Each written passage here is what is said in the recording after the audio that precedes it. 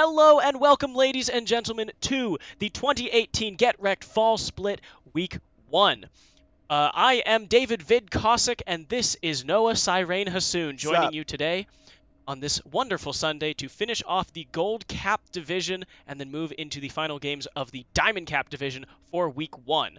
Yesterday, we saw what was it, 4 gold capped games, 2 more gold capped games, and then 2 diamond games. Yep. Today we have just 1 gold capped game left to finish off their week 1, and then the other 4 diamond capped games. So without further ado, let's get into our first game, Landsneck versus Ghost. Yep. So on Lance next side, we have Iron Man Fan 34 in the top lane, playing Kled, Moose 9068 playing Jax in the jungle, Sassiest Dragon NA in the mid lane playing Ari, the White Shadow playing Swain as ADC, and Gar of the Sand playing Pyke as support. Meanwhile, Team Ghost, we have Derisive Oxen playing Poppy, Ghost Static on Kindred, Essential Rain playing Malzahar, Danny Phantom playing Lucian, and Ghost Acidic Tom on Tarek. So we do have a lot of familiar names in this game, and a couple of new ones. Yeah, so Ghost and Landsneck are both returning teams from last split,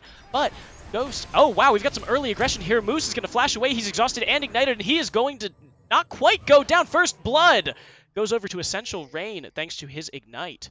Wow. Wow. Oh, wait, but... Yeah, Static and Derisive Oxen are moving in on Iron Man Fan 34. He's just going to get away, taking a bunch of damage on Scarl for it. Yeah, or an extremely early play from Ghost, giving them a bit of a slight lead, getting that first blood on Malzahar. He has 400 gold now. He opted to back buy a control ward and extra health pot. Honestly, it's going to be really nice on him having that extra gold. Yeah, For later on. especially against this Ari. Ari will chunk out Malzahar pretty early. They both hit 6, so just having a little bit more of that lane, not really gaining lane pressure, but mitigating that disadvantage that he has so early. Moose stepping forward, not expecting 3 members of Ghost to be sitting in that brush outside of blue. It is kind of unorthodox. There's usually the 5-point stack where you'll only have one person in that brush at any time unless you're going for that early invade. Yeah. Ghost Static also opted to start at red buff instead of getting the leash from the bot. Yeah, I think it is. Yeah, she's just going red to scuttle, then taking. Yeah. So her mark is the bottom scuttle, and she did get it. Moose playing a bit more cautious. He waited in the bush. Oh, but Gar of the Sand is forced to flash away there. Cautious, respecting the damage from Danny Phantom. Also has her flash and heal. Yeah. Who do you feel like has the better team comp? We were talking about this a bit yesterday. In this game, who do you feel like has the stronger team comp, assuming that no one got first blood? I still like Ghost's team comp here. I very much like Swain Pyke, but I think Tarek is enough to kind of heal, disengage, whatever for Lucian to keep that Swain Pyke from doing all sorts of nasty things. And there we go, Essential Rain taking a bunch of damage. The ignite comes down from Sassiest Dragon. Essential Rain flashes away, forced to back off now. Exactly as I was saying, the early... The early aggression from Ari, good charm will chunk down Essential Rain for basically all his health. He does have that spell shield from his passive to help him out every now and then. Yeah, but Sassiest Dragon is doing pretty well at popping that so far, making sure that an auto attack or two comes in. Yeah, but other than that, so I personally also agree that Ghost's team looks a little stronger. I'm a very big fan of Kindred in the jungle. We did see it fail a little bit yesterday. Basically, the other jungle just played a really good game against it, forced Kindred not to get any stacks. Yeah, I have to imagine that this Kindred was a counter pick to the Jax, because Jax doesn't really have all that much early power. It's not like a Graves or something. Acidic Tom being pulled in, but White Shadow is very low. Gar of the Sands going to Shadow away. Yeah. Well, at the same time, late game, Jax should beat a Kindred just because Kindred is mostly based off of auto attacks. I just think a Kindred. I mean, Kindred obviously is better than Jax early just from the range, and Jax doesn't really have great base stats and early, especially like level 1, 2. doesn't really have any of those combos that he needs to 1v1 effectively. Yeah, but at around level 6, I feel like Yeah. Jax has an upper hand in this fight. Oh, Scarl is popped for Iron Man Fan 34. Both of them actually having similar amounts of health. However, the stun comes out onto Moose, and he is not going to be able to jump in. Gara of the Sands failing the stun, pulls in Danny Phantom anyways, and now there's a 1v1 going on top. Iron Man Fan is very low. Derisive Oxen is also low. 4 members coming in to collapse on Danny Phantom, but both summoners ensure that she lives. Yeah. Yeah, not exactly sure what happened top lane. Iron Man Fan is about to get Kled. Scarl, which he just did. So he's in a lot better position than Derisive Oxen. That's why Derisive Oxen has to back right now. Meanwhile, Iron Man Fan can stay up there for a Gara of bit. the Sands getting stunned after dashing forward, but he's going to get away clean. Both bot laners of Ghost are going to take a little damage from Legion of Em. So Derisive Oxen is waiting for an item in base right now, so I'd assume, yeah. So Yep. he is going to walk back instead of popping that teleport, allowing Derisive Oxen to make a bot lane play later on. We do have Static waiting on the top side of mid lane, just going to reveal himself, just say, hi, I'm here, and then walk away. Yeah. Not much he can really do about Sassy's Dragon right now. If he tries to go in, he'll get charmed, and then Essential Rain could do damage, but he doesn't have any mana right now. Yeah, and also Sassius Dragon does have the Spirit Rush available. He hit level 6 before Essential Rain did. So Essential Rain's got to play really safe, try and pick up some mana with these with the Storage Ring passive. The stun coming out onto Danny Phantom, she's going to go very low, and now Moose is running in, but he is going to get the kill. Sassius Dragon solo kills Essential Rain in the mid lane. Static's forward and gets the kill, the revenge kill onto Sassius Dragon. Yeah. Honestly, after Landsnack fed that first kill, they're honestly doing really good. They're basically caught up in gold at this time, about 100 gold behind versus the, I think, 500 that they were down at the very beginning. Yeah. They do have 2 winning lanes basically in mid and bot. Those lanes both should have pressure over their respective opponents, but in general, it should be pretty even across the board. The added pressure from Ghost Jungle should be enough to mitigate that, keep that lead from snowballing at all. Yeah. Although the top lane, you have to keep in mind that Iron Man Fan, I feel like Kled is just a stronger top laner than Poppy at times, and Kled also, Iron Man Fan opted for the coal to get that basic gold influx, so he will have a lot more gold than Poppy later on. Yeah, this is a very bruisery Landsnack here. We've got, Pike. That is Aftershock Pike, so we will be building resistances. White Shadow on Swain, gonna have a bunch of team fighting beef up there. Moose, also Tank Jax. Tank Jax in general is better than Damage Jax right now in the jungle. And Kled, of course, going to build bruiser items. So it's going to be hard for Essential Rain to lock people down, or it's going to be hard for Essential Rain to catch and assassinate people with the Nether Grasp. Landsnack also has a really good engage with the Kled ultimate, followed by everything else. Yeah.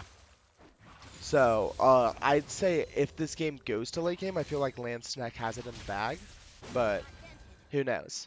Yeah, the Kindred and the Lucian together should be pretty good at tearing down some of these tankier members, but the Jax can really mess up both of them just because he has to counter-strike. Exactly.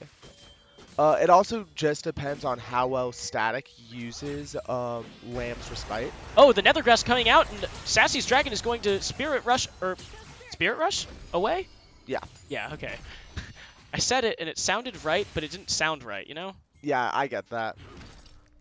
But yeah, I feel like Swain is a really good team fighter, along with. Oh, there's going to be some aggression here in the bot lane. Acidic Tom is stunned up. He's going to pop the Taric ultimate. He's going to live, but not for very much longer as he goes down to White Shadow. Very good use of Swain's ultimate there. Basically, his team fed him the kill. They didn't really want to touch Acidic Tom anymore, so that he could get the kill. Basically, increasing Landsnack's lead. Yeah, you definitely want that earlier on the bot laners, especially a Swain who really needs to get that first Rod of Ages as fast as he can. No. And now Iron Man fan taking some damage, stunned up. He's gonna jump off of Scarl. Static coming in, derisive Oxen not quite getting the last hit, but Static is gonna jump forward and get the kill. A return kill in the top side, seeing that Moose was bot lane. A little bit delayed, but still there. Going to get some chunk damage off on this turret. I'm also kind of curious. So Ghost has a 1.3k gold lead. Where is that exactly? Just in CS? Just CS, yeah. 72 to 52, or 72 to 52 in the bot lane. A little bit of damage coming out on Acidic Tom, but Moose is also going to be taken very low. If this stays a fight, it's going to be very bad for them.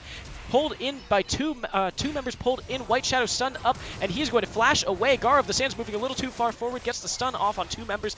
Sassiest Dragon and Iron Man fan are up in the top lane. Static is going to take a bunch of damage. Lamb's Respite comes out. Derisive Oxen is waiting around, but he can't really do anything. Static is going to go down. Yeah. And that shutdown gold, kind of getting back some of the gold that they were losing from that bot lane CS differential. Yeah, it's the bot lane and a little bit in the mid lane, as well as Static having a few more CS over Moose. Yeah. So as we can see, the jungles, as we were talking about how Kindred is kind of a stronger early pick versus the Jax, you can kind of see it in their clear speed as well. Kindred having 58 CS and Jax only having 47. Yeah, as well, I think it's more of, Kindred wins in those early, like, rotation jungle fights where, you've got to get to the Scuttle Crab first, and then you might have to 1v1 a little. Definitely wins there, but I think Jax offers more to his team than Kindred offers to hers in terms of ganking utility. Mm-hmm. The easy counter-strike enough to get the kill in most cases. His laners have a lot of damage, but not too much reliable CC. Yeah. So having that just jump stun is really helping Moose out here, and he has been very proactive with his ganks in order to, try and keep that. Obviously, he's had 2 successful ganks. Static's had 2. So that's pretty good. The Charm comes up, going to do a bunch of damage to Essential Rain, but the Nether Grasp is here. Ignite comes out. Sassiest Dragon forced to Spirit Rush away. Essential Rain has Flash, but Static is in range, and he has Flash as well. Jumps forward onto Sassiest Dragon. Sassiest Dragon actually flashes into Static. I understand what he was trying to do. He was trying to jump. Oh, and Static is now stunned up and killed. Nothing he can do there. Lamb's Respite still on half cooldown. I understand what Sassiest Dragon was trying to do, though. Trying to flash right next to them, get the charm off. Yeah, not a bad idea. Just you can't dodge auto attacks, sadly. Yep, you can't dodge auto attacks, and you cannot dodge that hail of arrows. Yeah. Good idea in theory. Doesn't really work against Kindred. White Shadow is stunned up, taken very low. Acidic Tom is trying to do the damage, but Gara is in the middle. White Shadow pulls in Danny Phantom under turret. Danny Phantom jumps away to safety. Yeah. Kind of a waste of the, I believe it's called Demonic Ascension. Okay. Yeah, it's Demonic Ascension, and then the reactivation is Demon Flare. Okay. That's a 2v2 right here. Danny Phantom taking a bunch of damage ignited. The death from below misses, but Acidic Tom is going to trade his life. Yeah. So, really good use of Demonic Ascension, but waste of the Demon Flare. Yeah. Thank you for that. I mean, there wasn't really that much of an opportunity. You'd have to go back in and risk killing yourself. Yeah. And against Lucian, I definitely wouldn't risk it as Swain. Yeah. Because you have more pressure in a team fight anyways, especially with your team comp. Okay.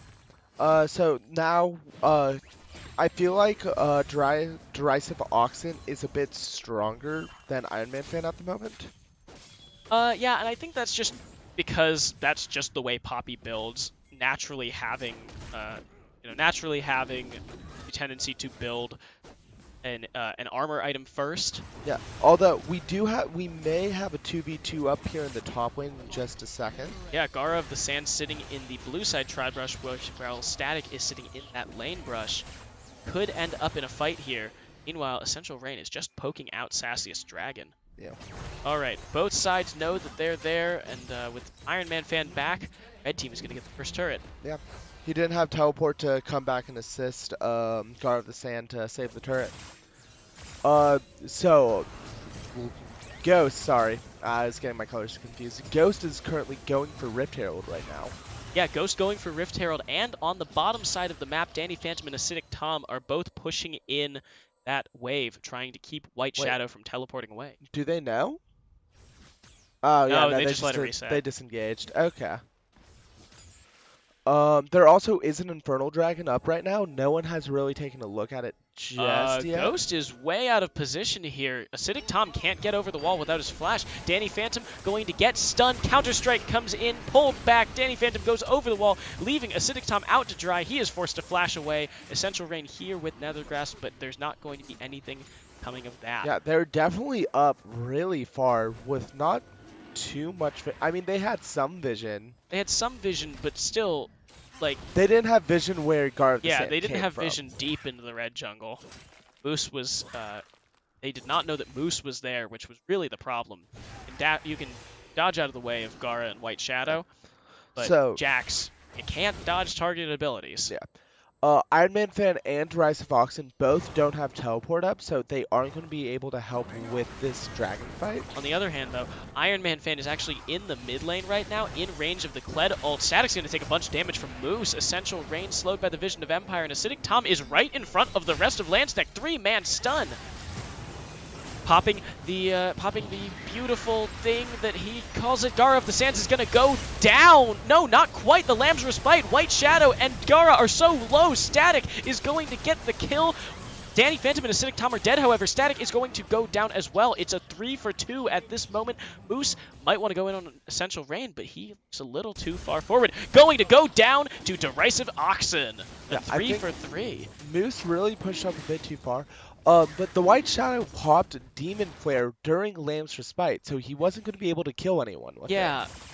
As well, the really good, actually, that was an amazing Lamb's Respite from Static. Dropped it just as Gar of the Sands, Death from Below came out. Yeah, really good play by Static, dropping that at the exact perfect time.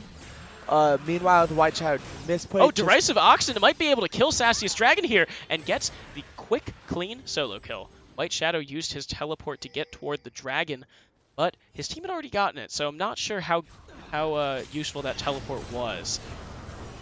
Wait, yeah, I guess. Not much that he can really do about it. He is very behind compared to everyone else in the game. He only has 77 CS and doesn't really have any gold besides the 1 kill and the 5 assists, but that... Yeah, those assists were mostly in team fights and then 3-man ganks, so it is split even further. Each of those assists worth anywhere between like 25 and 75 gold. Yeah, so it isn't really he isn't very strong right now for sure. Now, he does have his Rod of Ages stacking, however, which will start to mean more. Oh, Moose gets the Smite Steal away from Static. Might be able to jump on him. Lamb's Respite is down. Static flashes away. Essential Rain's here, and the Nether Grasp is going to come out. Derisive Oxen gets the kill. Oh, it looks like Iron Man Fan is DC? disconnected. Yeah, he DC'd. Yeah, okay, they're they're respecting it. They're respecting it. Why did they not pause at any time? Oh, no, never mind. There we go, yep. He's good now. Took a little bit, but the pause, while not available. Oh, Acidic Tom is going to take a bunch of damage and just die. Out of position, it gets pulled under the tower and killed. Essential Rain now charmed up, and Sassiest Dragon is going to get the kill with Spirit Rush. Yeah. Would have liked to see the Spirit Rush a bit earlier, basically as soon as you hit the charm, but it's fine. I mean, he knew Essential Rain didn't have Nether Grasp or Ignite. Yeah. Both of those being used on Moose in that earlier Rift Herald skirmish. So he can, he can style a little bit without fear of screwing everything up. Also, Moose being a lot stronger than Kindred at the moment is kind of making a bit of risky plays right now. Kind of just jumping in, trying to chase when he shouldn't if he doesn't have any vision. Yeah, I think Moose beats Static in that 1v1. Jax at level 10 beats Kindred at level 10, without the Runan's Hurricane for Kindred, it's not going to really do.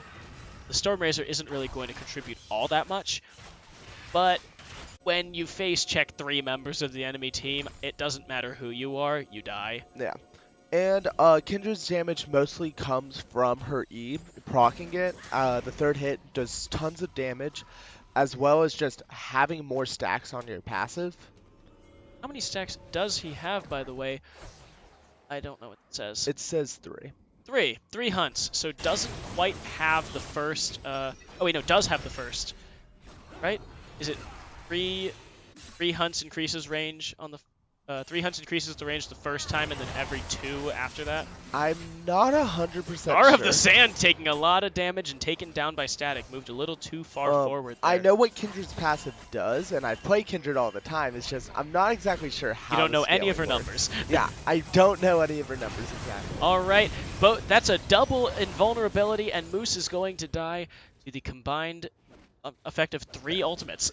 And that, honestly, the Kindred Taric combo is really good because it goes from no one can die to only your team can die. However, you do have to time it right. There was a significant amount of overlap there between Static and Acidic Tom's ultimates, so they have to coordinate that a little better, but it doesn't really matter because they got the kill, and Static is summoning the Rift Herald in the bot lane, looking for their second turret here. Rift Herald is going to charge into the turret. This turret is gone. Yeah. And with 3 members heading down to the bot lane for Landsneck, they're trying to stop it, but Sassy's Dragon is going to get knocked up and stunned and killed. The White Shadow in the middle of them doesn't have the Demonic Flare right now. Gara of the Sands jumping in on Static does not have the... Oh, and that's going to be the death from below, killing him. Moose trying to chase down Danny Phantom and Acidic Tom. Gara of the Sands is there, passive ticking, and... Death from below is on cooldown right now. Yes, got the ended up getting the reset. No, he didn't. Oh. No. Oh, right. Moose got the kill. He used it right after he died. Moose is going to take a bunch of damage, pulled back, and Danny Phantom is going to get the kill there. Iron Man fan, the Kled charge coming in. Bear on a trap, landing Bear trap on on a rope, Phantom. landing on a... Bear, oh yeah. Bear trap on a rope. That's 4v2 though, and looks like Iron Man fan is in a pickle. Oh no, Acidic Tom is going to go down. Wait, Iron Man then just walked out. What? They didn't actually get the kill on Iron Man fan. Now Derisive Oxen is stunned. Gara of the Sands moving forward. Sassy's Dragon gets the kill. No, White Shadow gets the kill. Sassy's Dragon just doing all the damage. Now Essential Rain is going to be in big trouble here. Flashes away. Malzahar's going to live. So the Sassy's Dragon has landed a lot of good charms this game. Yeah, he's been pretty on point with the charms. But the Q follow-up, he's shot in the wrong direction twice now in the past like 2 minutes. And like, I get it, you're moving around, your mouse is moving everywhere, but it's a charmed enemy and you spent like an extra second before you cast it. So Ghost has basically been alternating between getting really good picks and map movements, and then following up with complete greed. Like, you're trying to push an inhibitor turret, and you know that they're all there in the base. Don't do that. Yeah. Just, yeah, they're all in the base, and sure, you got 1 kill, I think, but you can't just keep going, because you don't win that when you're all on half health and your jungler's dead. Yeah. Ooh. Oh, Danny Phantom out of position, going to get killed. Really good Counter-Strike from Moose. But Static is coming in. He doesn't have Counter-Strike up for a few seconds. Flash forward. Away. Static is going to have to pop Lamb's Respite here or risk dying. Whoa! The last second Lamb's Respite, but it's not going to matter. That's just a 4v1. Yeah. Really good Lamb's Respite. But may have been off a bit more than she could chew. Yeah, and again, Ghost there with, just poor, greedy, not really paying attention map movement. Yeah. Also, just a really close game. Only a 2k deficit for Landsneck, but they are in this. They have very good skirmishes. They have a bit more kills. Yeah, and even though Ghost is taking the Infernal Drake right now, they're still even on dragons. Yeah. The only really big deficit for Landsneck right now is the White Shadow with 117 CS versus 167. Yeah, let's take a look at the gold here. We've got basically top lane is even. It's dead even. Holy crap. Static is about 1,000 gold ahead of Moose. But Moose is the stronger. But Moose is stronger right now. We have Essential Rain, 800 gold ahead of Sassy's Dragon. And then, actually, it's not that big of a deficit because of the kill and assist lead that the White Shadow has over Danny Phantom. Yeah. He's only 600 behind. And then support gold is nearly even. Yeah. So basically, the strong parts of Ghost right now are in their jungle and mid. Yeah. But I feel like Moose, even though he is behind on gold, it doesn't matter as much. Yeah, it doesn't matter as much for Moose. Also, the White Shadow Oh, just charge. coming in. Gar of the Sands is going to move forward, doesn't get the stun off of anyone. 3-man stun there, and now with Moose going down to the Nether Grasp, we have a giant team fight here. Gar of the Sands is in the back, very low. White Shadow finally pops a Demonic Ascension, but he's going to flash away and lose his life. Sassiest Dragon goes down as well. That is a 3 for 2, or 3 for nothing. Yeah, no kills on Ghost side. Ghost played that extremely well. Was able to get the Nether Grasp on the Moose, locking him down. He was not able to get in the back line and kill Danny Phantom and Static. Yeah, they're going Iron to Man get... Fan being marked by Kindred as well. They're going to get 2 dragons here. Iron Man Fan can be pushed forward, and he is going to lose his life before Scarl can come back. Yeah. Honestly, they can get an inhib right now. I don't think they quite can, with Sassiest Dragon coming back up and most of the important cooldowns down for Ghost. Yeah. Yeah. I think it would be another one of those, like, oh, I think we can do it. And then Moves too far forward and dies. Yeah. Now Danny Phantom just going to take some of this CS in this giant top wave. Oh, yeah. Static clearing the... Oh, is that going to go down? Just barely going to live there. Wait, maybe? Yeah. Nah, it's fine. Yeah, a 5 versus 1 turret lead. Oh, yeah, that's Ghost. probably a lot. Yeah, that's it's probably a 5K a lot of their... gold deficit now, where we were just 7K. talking... 7? Yeah, 6 to... Oh, wow. Yeah. I can do math. That's okay. 7K gold deficit. Yesterday. It was legitimately just a 2K just a second ago. Yeah, it was that one fight, 4 for nothing and 2 turrets. Yeah. Not much Lancenet can do right now. They were keeping extremely even, but that one bad team fight.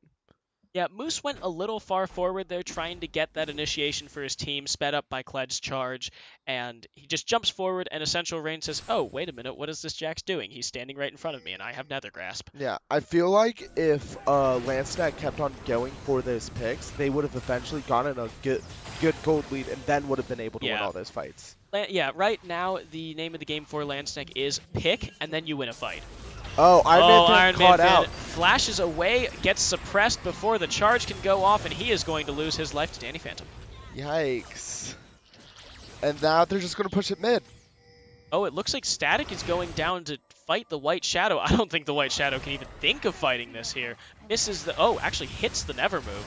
But he's going to die anyways. Nothing he can do against a fed Kindred. Yeah. Also, Sassiest Dragon actually does 0 damage to Derisive Oxen. Yeah, between the Spectre's Cowl and the Mercury Treads, can't really do that much damage. The Mercury Treads reducing the charm duration. Oh no, Gar of the Sands is stunned up and killed by Danny Phantom again. Danny Phantom with picking up these kills in picks. The Derisive Oxen going to take down that turret, and they have cracked open the base. There's nothing they can really do to stop them from getting this inhibitor. Nope.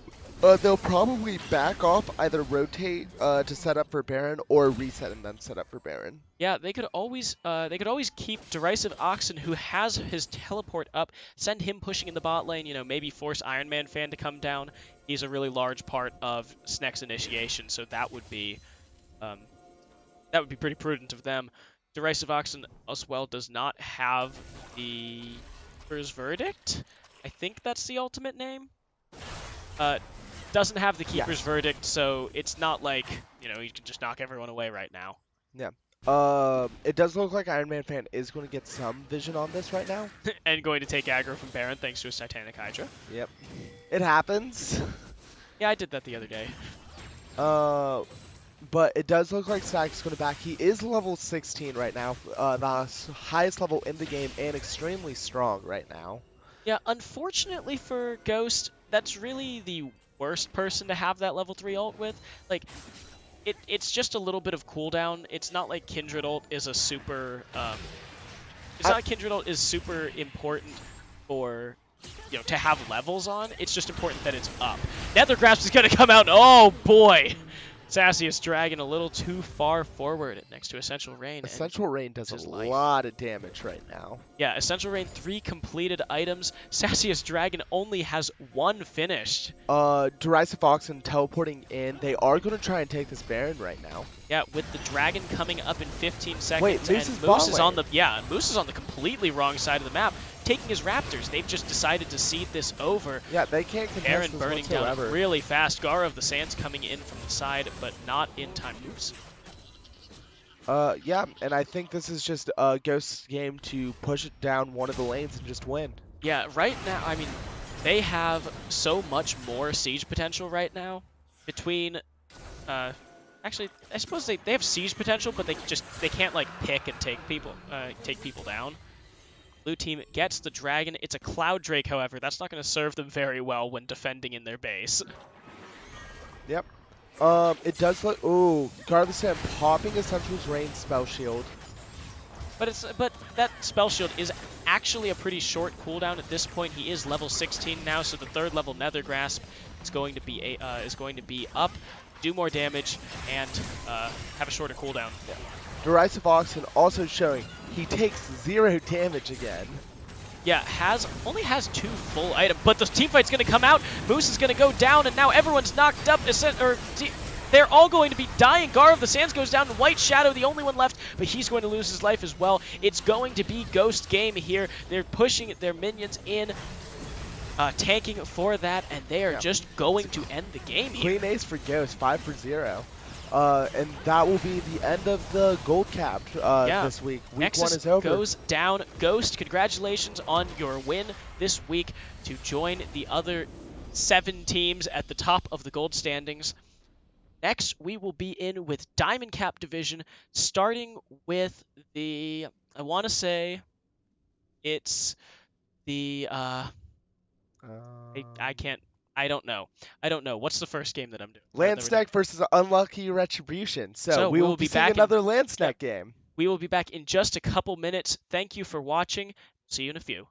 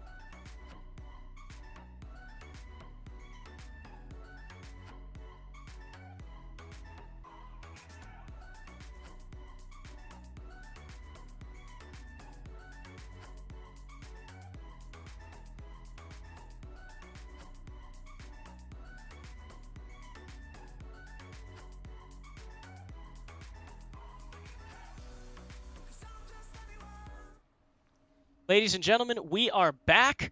My name is David Vid Kosick, and joining me now is Corey Hungerbunger Bunger. We just saw the last game of Gold Cap for this week, Ghost taking down Landsneck for their first win of the split. Now we're going to move into the last 4 games of Diamond Cap, starting with GSM versus Landsneck Diamond. Let's say no. I just had a thought on the last game. I caught the tail end of it when I jumped in. Oh wait, this isn't Sneck. This is Unlucky Retribution. Oh crap. Nope. Rip. Someone,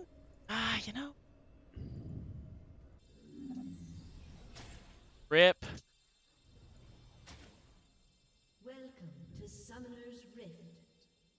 Okay, so would you like to introduce our teams? Yes, sure. On the the blue side, left-hand side, whichever you prefer to say, we have GSM with Mechanical Reaper in the top lane on the Yorick. In the jungle is King Shack Daddy on the Gragas. Mid lane is Almighty on a Zed. Rito Torchic in the bot lane on Jin, and PB Doughboy as the support as a Pike. Meanwhile, on the red side, Unlucky Retribution, Player John playing Poppy, Dr. Wildey on Hecarim, DCDK on Orianna, Tiansama playing Kaisa, and Gavi piloting Thresh. Wrong game. Wrong game, Re. Wrong. GSM is also snacked. Oh, no, they're not. Wait, wrong game? Did someone... Did they send wrong game? I don't know. Just tell us why the game is wrong. Did you want another game to be streamed? I can get that. It'll just take a little bit. Oh, it's Snack versus... It's Snack versus UR. Oh, it's Snack Shack Daddy. Okay.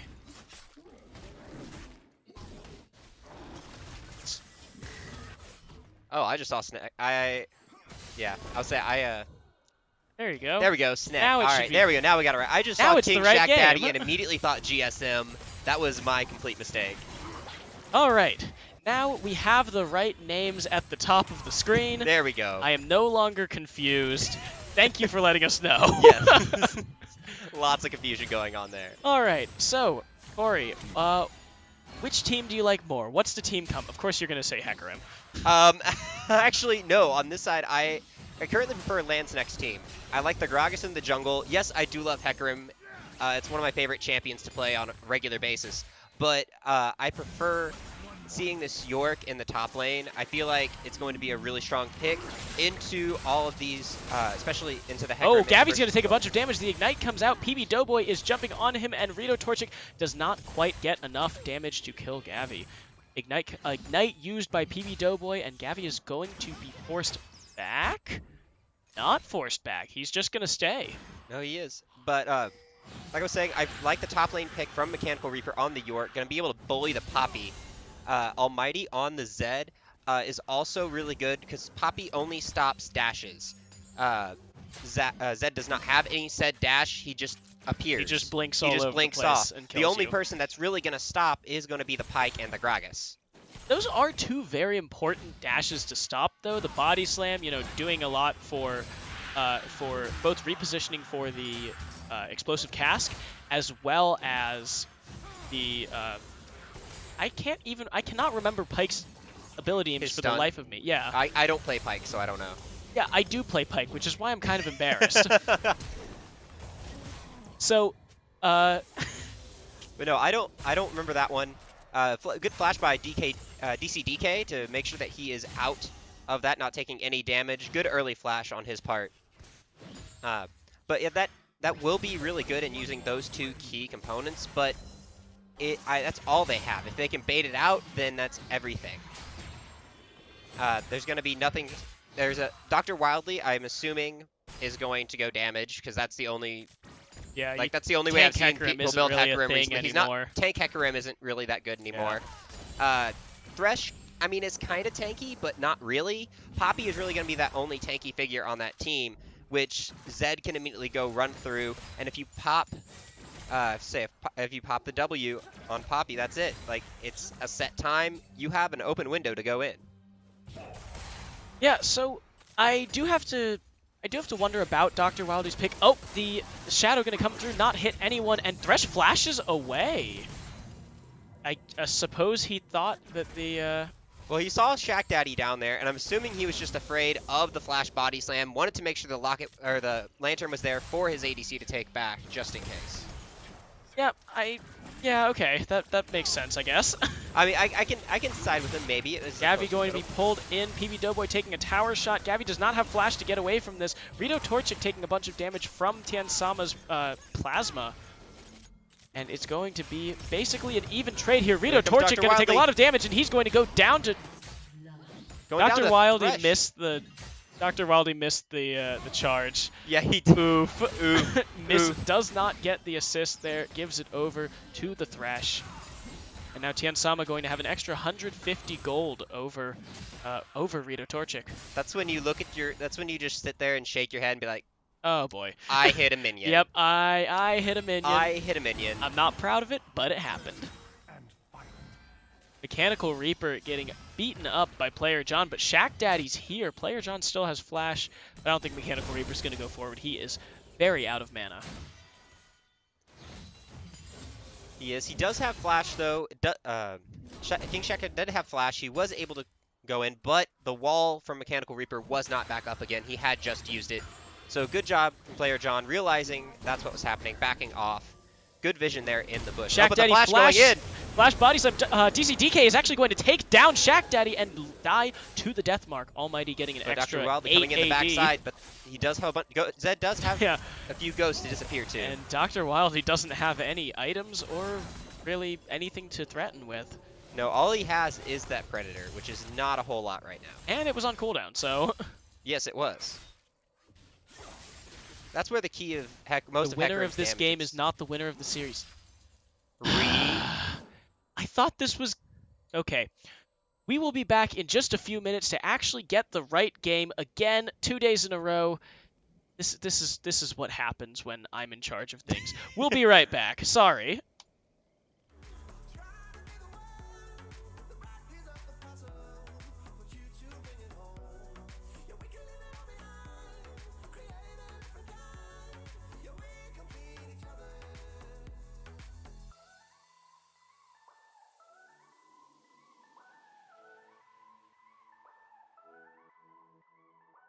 Some of us are heroes, they don't mind if it's not worth fighting for. Some of us are cutthroat villains, you can both kill them, but I am none of them. Some of us take the whole cake, some of us just need it for conscience sake. None of them will ever be sated, as much as I hate it, but I am one of them. Let's take it beyond the measure, live it up now more than ever. We can be them all together, all together.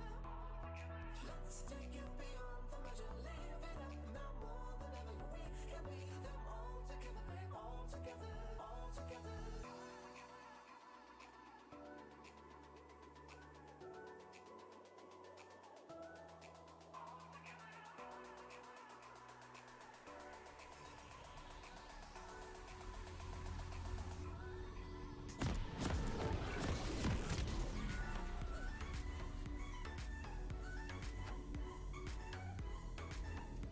And we are back. Sorry about that. The downloads were in the wrong order on our spreadsheet. Oh, well, now we got the right game. All right. Is this the right game? Just let us know if it's the wrong game. And we'll apologize profusely. Again, wait a minute. Shack Daddy. Okay, so we've got a Poppy jungle this game. I like it. I do. There's a lot of pressure coming in from the jungle. There's a few. I mean, it's gonna really help against Almighty, against PB Doughboy, getting those ganks. Poppy's on that side. Oh. Yeah. It's gonna help against Dr. Wildey and Player John, I guess, because DCDK is just the. Yeah, I mean, Lissandra like isn't super gankable, especially by Poppy. You know, you've just got that claw to get you out. Mm-hmm. The only real hope there is Almighty needs to be able to hit a really good parallel convergence, and then followed up by a stun. That's what that is. No, but then followed up by a Poppy stun. Yeah, and I mean mid lane's hard to do that in anyways because there's no walls. So very minimal ones, yeah. Yeah, DCDK is going to have a pretty safe lane here, unperturbed by ganks. Meanwhile, the bot lane, still the Jhin Pike coming out from Landsnack. Meanwhile, Gavi is on Brand, not Thresh. And we do see Tien Sama again on the Kaisa. Yeah. So, obviously, Tien Sama, comfortable on Kaisa. He has played Kaisa last split. I forget what team he was on last split, but I remember him playing Kaisa. Dr. Wildy now has the Gragas, as opposed to the last game that we accidentally streamed. Shaq Daddy had the Gragas. No Hecarim in this game. Sorry, Corey. That's all right. No, it's okay. They're not playing it right anyway. The correct way is to play Shockmaster Hecarim. Yeah, if you're not building Rapid Fire Cannon first, what do you actually do? No. You build Trinity Force first. Oh, but that's no fun. You gotta go because you go in. It's Trinity Force, then Swifty Boots, then you build your Rapid Fire Cannon. Okay. Because you need a little bit of initial damage. It's like if you build if you're playing Jinx or Twitch and you build a Runan's Hurricane first. It does nothing. You need a little bit of damage before you build the. Yeah, but you can actually build a Trinity Force on Hecarim normally, and you're not trolling. Well, see, that's also part of the strats. You have to make them psych think them out. You're not trolling, and then all of a sudden you come in with the rapid fire cannon, and they're like, "What?" Player John actually getting really damaged by Mechanical Reaper, forced to flash away, and the last hit is going to actually kill him. First blood solo kill by Mechanical Reaper. Well played there on the Singed. It's just a big pain to lane against that. You want to go up, you want to CS, but the moment you get anywhere in front of your caster minions, that Singed is just going to come up and bully you with his poison. Yeah. And Player John not quite respecting it. I suppose he assumed that the Grasp of the Undying would be enough. PB Doughboy going to go in, get the stun off on Gavi. Heal is going to come out prematurely, and Gavi has no mana to do any damage with. Going to be a clean getaway. Well, Player John coming in at the top, going into Almighty. Almighty is just going to walk away because Player John has no CC other than his Seismic Shard. That is it. Good attempts on both teams. Not really able to take advantage of it. In the bot lane, PB Doughboy just a little bit ahead of Rito Torchic, not able to get that gen damage in. Then of course there was no follow-up they just on have, the other side when Player John went in. Yeah, just this bot lane right now, the Jhin Pike, you don't really have enough damage. You're both still level 3, you don't have any items, and to boot, Rito Torchic ended up buying a... Oh no, Shaq Daddy's going to be here for Player John. Not going to get the stun, but still knocks him sideways. Player John going to take a bunch of damage from the poison. It's ticking, and Mechanical Reaper is going to get the second kill onto Player John. And this is not what you want to see on this Singed. He is stacking up these Dark Seals. Oh yeah, he's got 2 Dark Seals, but they don't. Yeah, they don't actually stack. The AP doesn't stack on both of them. It's just 1, but he still has 4 stacks, which is 2 AP each, right? Yes. Yeah. So he Either has way, 8 extra AP. A stack is still a stack, and that poison is just going to start doing more and more damage. Yeah, the poison just a little more stacking, more damage. Little more damage, like 100 it looks times. like he might be caught out. Oh no, Mechanical Reaper flips Dr. Wildy, and Mechanical Reaper is going to be slowed, but I don't think there's anything they can do to kill him. If Dr. Wildy goes in again, he will die. Oh, you got to be careful for the poison in the backside. He's still standing in the poison, but he's going to regen enough to keep himself alive. Player John now gets to CS under turret, gets back some of this 15 CS lead that built. Flash from PB Doughboy. Gavi's going to get killed by the Ignite. Oh, that's just sad to see. Gavi doing a good support things, holding the CS at the turret so his ADC can go pick it up, and PB Doughboy just going in straight up punishing that. Yeah, PB Doughboy capitalizing on the good guy support. You know what they say, nice guys finish last. Yeah, that's true. That's what they say. That's what they say. Not sure if that's true, but it is what they say. It is what they say. I can neither confirm nor deny this. The truthiness of the comment. Truthiness? Truthiness, yes. Yes. The truthfulness, truthfuliness. The magnitude of the truthiness. Yes, exactly. English is a wonderful language. I can make up words whenever I want. Yeah, I mean, English just... all languages made up, Corey. I know, right?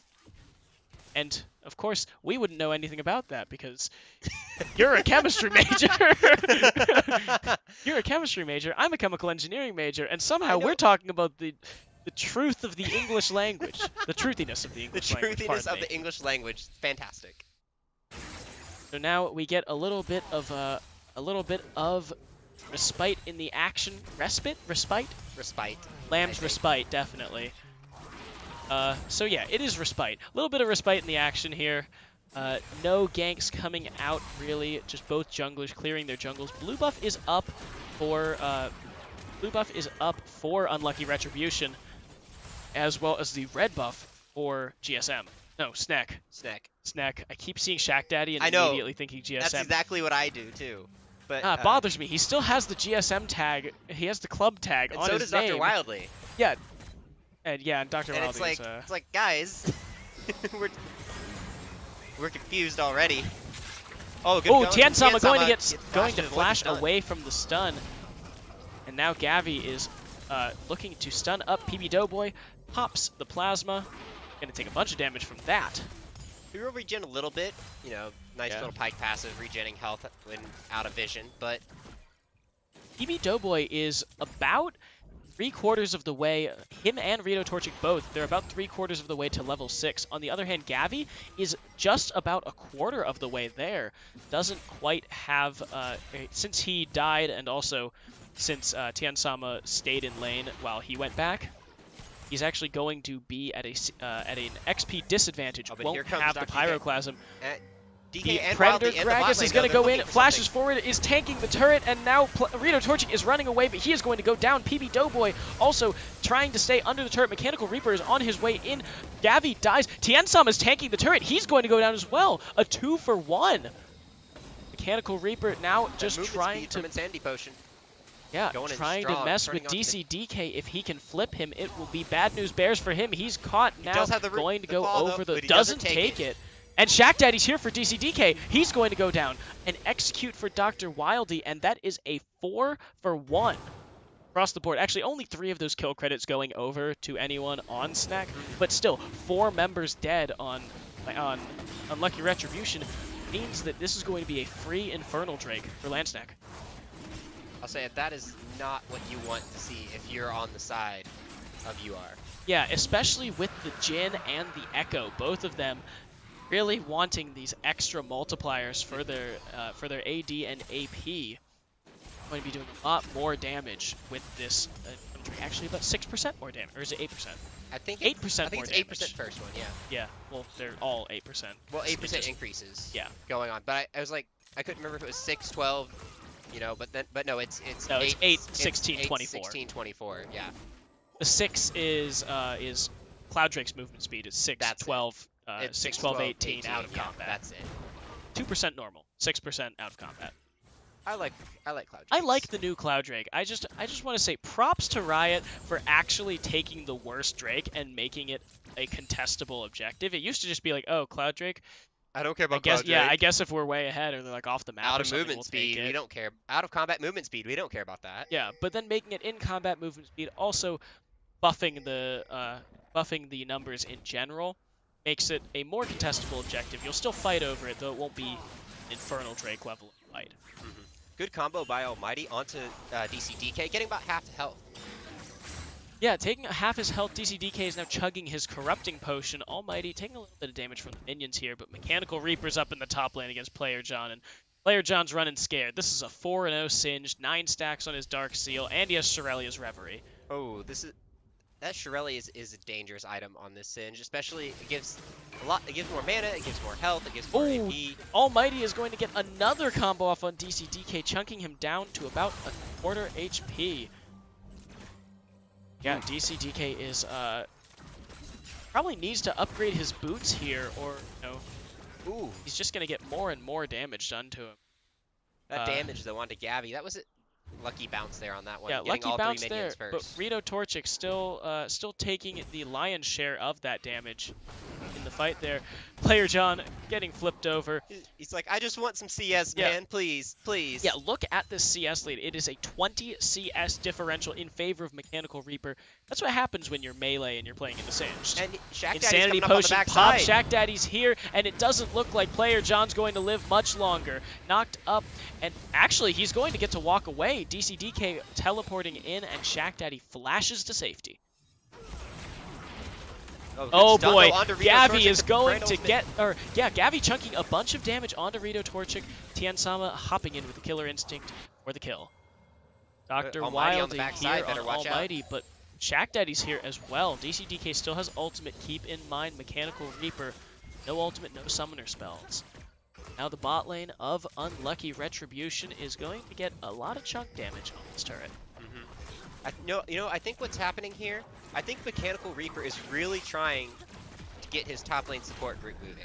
You see, he employed Shack Daddy to come up and constantly gank for him. So Player John, So Player he's trying John would have play- to come to the top lane support group. Exactly. There we go, Mechanical Reaper playing the long game. Who cares if you win this game?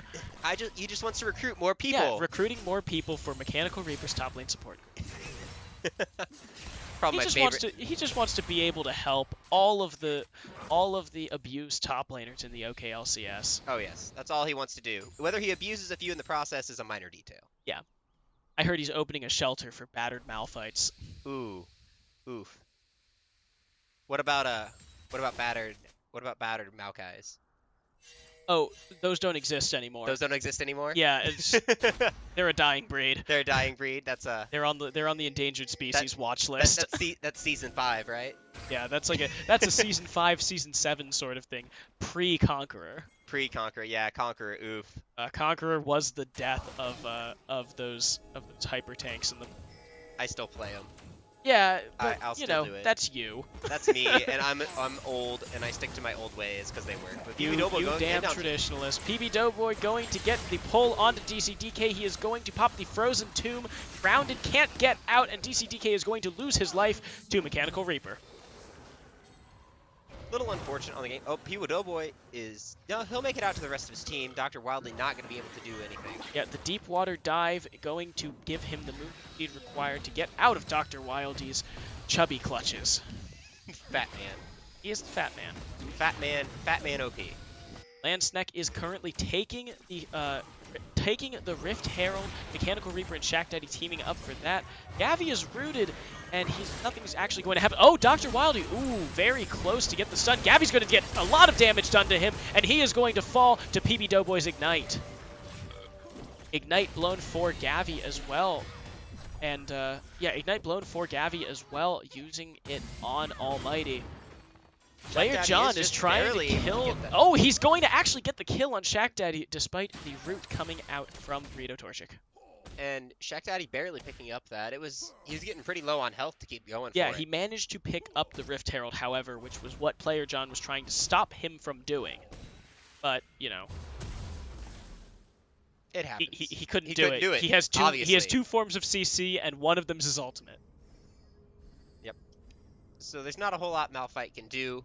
I read somewhere that Malphite is a poke champion.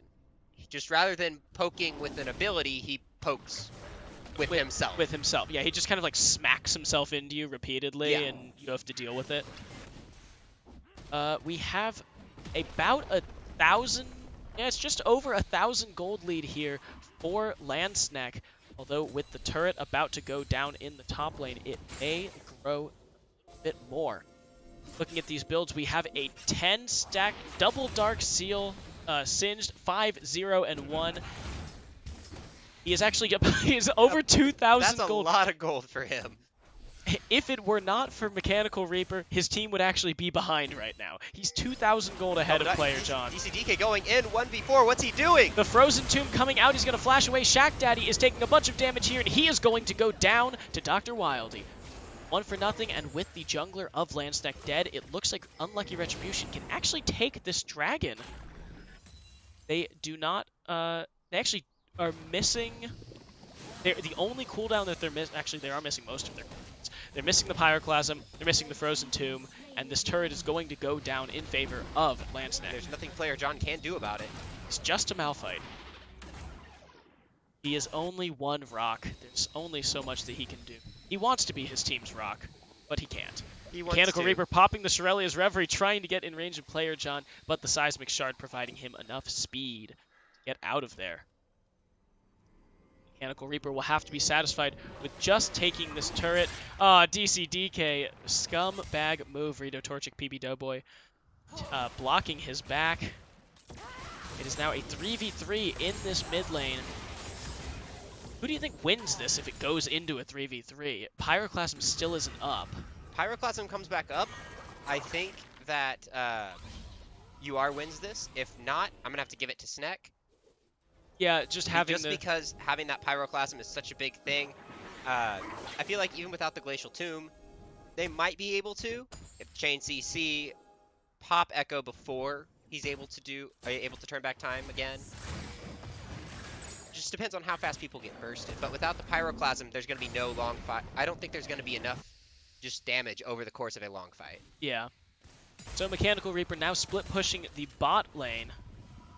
And let's see. Let's actually check out builds because we're about 17 minutes in. Everyone is starting to finish off, or everyone has finished off their first item, going toward their second, except for Mechanical Reaper. The second. Yeah, he's finished the second. And meanwhile, on the other side, player John is not finished his first item yet. So Dr. Wildy going to take a little bit of damage, but he's going to body slam away Almighty and Doughboy both moving forward. But Almighty is caught. He's going to great chrono break out of there. So the Mechanical Reaper. Yeah, Mechanical Reaper still running down Player John. It's a 2v2 here, but it's not really a committal 2v2. Oh, Player John now caught 1v1ing Mechanical Reaper. He is just trying to run away. But we've got Shaq Daddy taking a bunch of damage. He's going to go down to Tian Sama. The Curtain Call finishing off. On the positive side of that trade. Yeah, Curtain Call not actually doing any damage. Oh, the flash body slam, Rito torching. The unstoppable force Almighty is running. Tian Sama takes him down. Rito Torchic is trying to get away from Player John, but a Seismic Shard should take him down as well. PB Doughboy, the only member remaining. Meanwhile, Mechanical Reaper just smacking that turret a little bit. Yep, just a little bit. He's hoping to bring it down. Something to note, though, at the beginning of that fight, Mechanical Reaper was 1v1ing Player John just outside of the Baron Pit off the screen. Player John actually got the better hand of that fight. Yeah, because Mechanical Reaper was already on half health, let's be fair. Okay, alright, okay. So really good unstoppable force by Player John. Unstoppable force stopping the other two members of Landsnack as they tried to run away, ended up taking down both the laner and AD carry. Okay, back to the builds. We have Malphite taking that adaptive helm to deal with the Singed Poison. And that is his first item. Mechanical Reaper finished his second, looking to go for that ZZ Rot portal. Just building that split pushed Singed. He's going to be a complete nuisance in this. Gragas does have, is that? I'll say okay, that is Cinderhulk. That's not Runic Echoes. I couldn't tell whether it was green or blue. It's very small. Dr. Wildy rooted up, and he's not going to be able to get away. He's going to go down to PB Doughboy's death from below. Gavi pulled forward. He does not have Pyroclasm, just used it in that exchange. Shaq Daddy and Almighty quite low. I think they're going to have to back off. I think they should. Tien Sama has just finished his Raid Blade. That is another strong item for that. One item, two item power strikes are both power spikes are very strong on the Kaisa. Something they need to be wary of, especially with Rito Torchic not yet finishing his. Yeah, and as well. Tien Sama doesn't have boots. Boots are a trap. You don't need boots. Boots are a trap? Okay. They don't do damage, I guess. Boots are made for walking. He's wanting to run in this game. Okay, I believe you. All right. That seems He's looking legit. to run. He's looking to run away with this game. He's not looking to walk with it. This is a very strong Kaisa, however, 4-1, even despite the absence of boots. Very strong Kaisa. I'm gonna assume that's what the sword. That's is going what the into. dagger's for. Yeah, going I assume that's what the dagger's gonna go into. But I guess if you get your two core items first, and then you can build your boots. You get your damage power spike. Who needs mobility? Your Kaisa. My guess is that you want the attack speed for the Empower E, or the attack speed for the empowered ability. Yeah. As opposed to the boots or the movement. Yeah, boots doesn't give all that much attack speed. I suppose the Rage Blade does give more attack speed than the boots. Oh, nope, building a Zeal item. Just not going to buy boots. Oh, nope, boots. Who needs boots today? I don't need boots. Are you not wearing boots right now? No, I'm wearing shoes, not boots. Okay. There's a difference. But no, boots aren't a necessary thing. You don't buy first tier boots until 30 minutes into the game. You don't do 30 it. minutes. Okay, so we've got 8.5 more minutes You got until we 8.5 finally more see minutes 10 before Summers he's boots. required to build boots. I'll hold you to it. That's a 3-0 Pike. So he has. I don't think he's given all that much gold away. Let's see. Much gold? No gold. No gold. He has not given a kill to anyone yet with his ultimate. Sadly, no. Sadly, yeah. That's something Although that's really good. I think that's got to be bugged because I saw him get a kill against Was Dr. it Wildy with with- his death from below. Was it with Death from Below? Either that or he I thought his hit Death it. from Below was early in that fight. And he Oh, didn't maybe get you're the right. Kill. He used He Death just from Below, he but it got the wasn't. kill. It just wasn't a death from below Yeah. kill. Dr. Wildy going to toss King Shack Daddy back in. The Pyroclasm coming out. Shack Daddy taking a whole bunch of damage. PB Doughboy is on the run, but the Ignite is going to cut him down. Mechanical Reaper and Player John 1v1ing, but that Adaptive Helm is actually doing a lot for the Malphite. Yes, it is. The only big problem now is Player John has to watch his mana pool. Yeah, Player John does have to watch out for that. He doesn't really have any mana items. Adaptive Helm only giving health and magic resist, right? Mm-hmm. Oh, And cooldown. and Base health regen and cooldown stuff. So healthy things. oh wow! But a Baron being snuck out on the Um. side. For some reason, we're supposed to be watching Mechanical Reaper Yeah, I didn't think 1v1 there was as opposed anything to the Baron happening getting taken because on they the were other side just. of the map. Now Rito Torchic on the run. Oh, the Oh auto boy, Dr. attack. Wildy. Dr. Wildly, Doesn't we matter. saw that. Rito we see Torchic is gonna. everything. No, it's fine. Rito Torchic died. And Almighty ends up getting the mid outer turret, running away from Unlucky Retribution, who is now taking this Infernal Dragon. I wanted to keep saying Mountain, and I knew it wasn't a Mountain Drake. Yep, but that's good though. It evens out the Infernal that was taken earlier Yeah, so in now the game. Now, Unlucky Retribution is ahead in Dragons. They are 1,500 gold in the lead, despite being down a tower, thanks to that Baron gold. All right, let's take a look at the map right now. Nothing's really happening. Unlucky Retribution, from taking that Baron and the Dragon, they let their lanes kind of go a little bit awry. Almighty ends up getting the mid turret, and they have a bunch of waves pushing into them.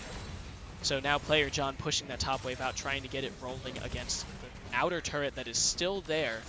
Unlucky Retribution only has 2 turrets taken so far, the mid and bot outer turrets.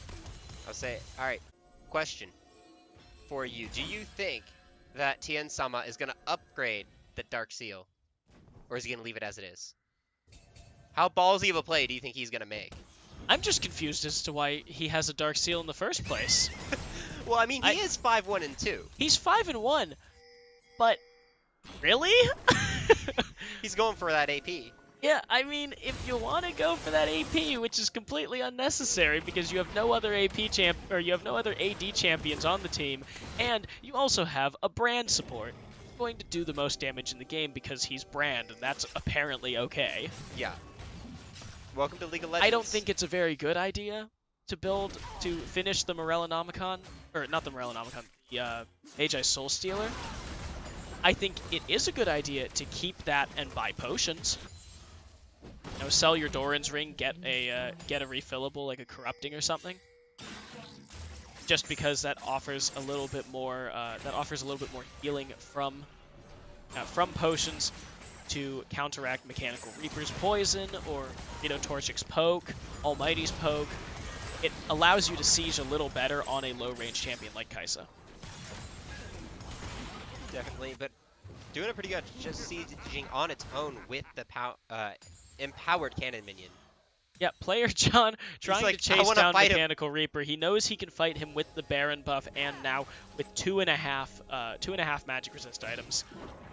Meanwhile, Unlucky Retribution on the top side of the map is bringing the siege in to this inner turret.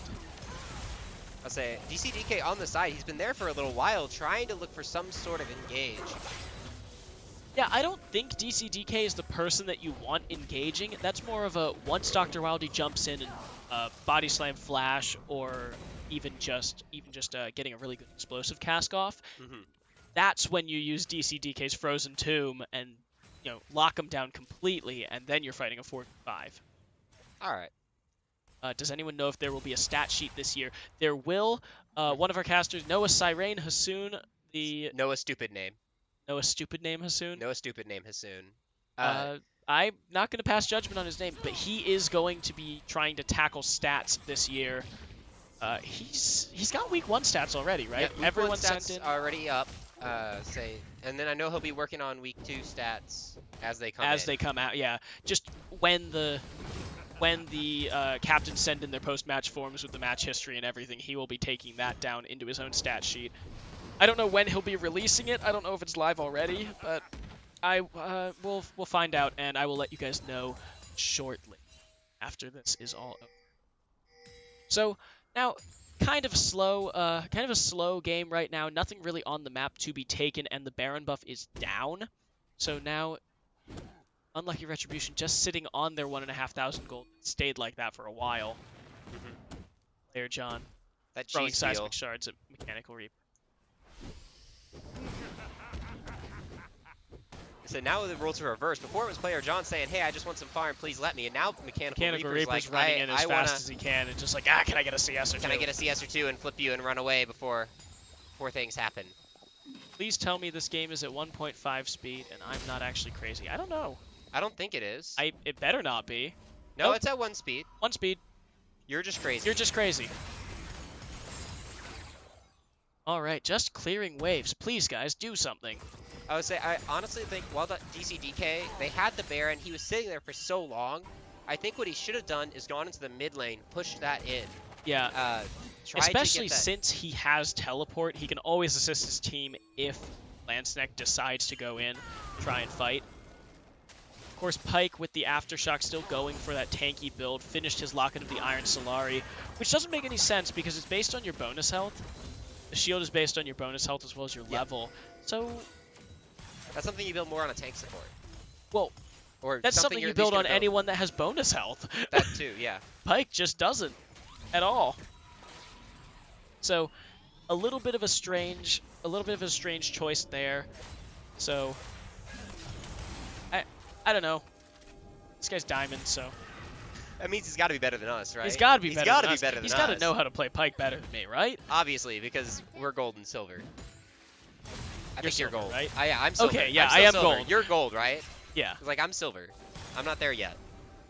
Are these teams good? Like in the preseason rank, they placed highly? I don't know. I know Reno Torchic's pretty good. He didn't play last split, but he had a pretty good showing on OU Diamond in the fall split. Or wait, no. Yeah, fall split. Hit it in the fall. No, it was the spring. No. Spring split. Mechanical That's right. Reaper in general is pretty good. Shack Daddy as well. Dr. Wildy going to pop the Zanya's Hourglass. The Pyroclasm is ticking. Shack Daddy flashes away, but Dr. Wildy's going to go down to the death from below. And that goes over to Singe. So another amount of kill credit over to Singe. Gold-wise, at least. Yeah. And now missing their jungler. And Baron coming up just now, as well as the Mountain Drake on the bottom side. It looks like Lanceneck will have the control over the map for the next 30 seconds or so.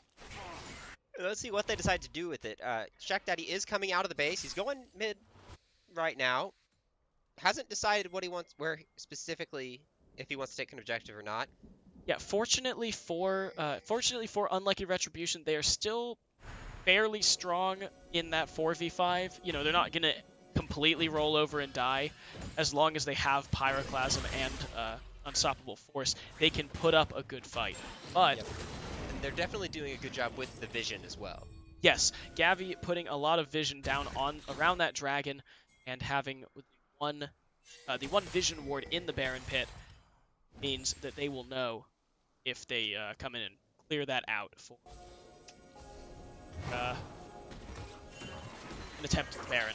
There you go. Lost my train of thought for a It was second. like, I'm trying to read Twitch chat and think at the same time, and That's your first mistake. yeah, You're trying as to think. everyone knows, Twitch chat is not for thinking. No, you're just trying to think in general. That's your problem. Oh, but the Frozen Echo Tomb is coming moving. out, and Almighty's going to get the Chrono Break back, ignites Dr. DK, or DCDK, and DCDK is going to go down to the Zero Drive Resonance. I'm just gonna assume that DC is short for Doc, and I might, because I'm just Dr. might call DK? him Doc DK. Dr. DK. I might just call him Doc DK from now on. Now, the members of Landsneck sieging this turret, going to take it down. Dr. Wildy pulled over the wall, body slams back out. Shack Daddy's right here, and he's got his Predator ticking. Snack is going to have to back off after taking this inner turret. Almighty used a bunch of cooldowns to kill DCDK, and he's not going to be able to continue the siege any longer. Vision cleared out on the Baron pit, so now Unlucky Retribution is blind right here. They got a pink Not in anymore. there. They just put a red ward. So Are they Corey, pink or pinks red? don't exist. I call them pinks. They used to be pinks. I know. Control ward is the equivalent of the pink ward. I call them pinks. Because I'm old. Yeah, you are. I'm very Singed old. has finished his Leandri's Torment now. So as I say, 4 items Ooh, Singed. it's gonna be some good damage going on for the his pike. last item. I think that's probably going to be like a... Oh, and Almighty taking some of that as well. Yeah, both of them going to have to go back. They are spotted backing, however. So now Dr. Wildy misses the body slam on Almighty by... He went for PB Doughboy and missed Almighty. I think he figured that both of them would start running away, Yeah, but Almighty had absolutely no fear whatsoever and was like, no, I'm finishing this back. You can't stop me. gold's actually even now, thanks to taking that inner turret by Landsnack. So that 1,500 gold lead that Unlucky Retribution previously had is no longer there. However, they're still 2 Mountain Drakes ahead. They ended up getting that while Snack was taking top turret. So now we just have this continual fight over vision on the one objective on the map right now. Well, probably the most influential one.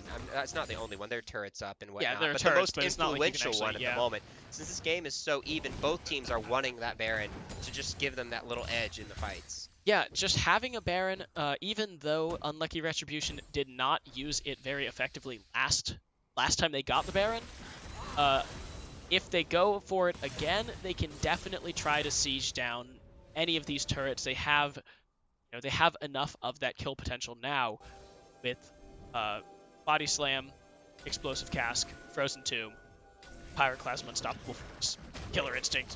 I was gonna say it's. Oh, but they're just gonna go for it. They are. They noticed. Yeah, they that know Snack that backed off. they're all backed off, and they're gonna take the Baron uncontested. DCDK using the Frozen Tomb as Almighty goes in just to try and slow him down. PB Doughboy pulling back Dr. Wildy. He might be in a bad spot. Nope, just body slams back over the No, that is actually one really interesting dynamic that I like about Grokkas is the body slam. The cooldown is actually decreased if you hit something. That's not like, there's not a whole lot of abilities that do that. If like it hits something or the ability actually does what it's supposed to do, it's a lesser cooldown. If it's used just as an escape, you don't hit anybody, it's an increased cooldown.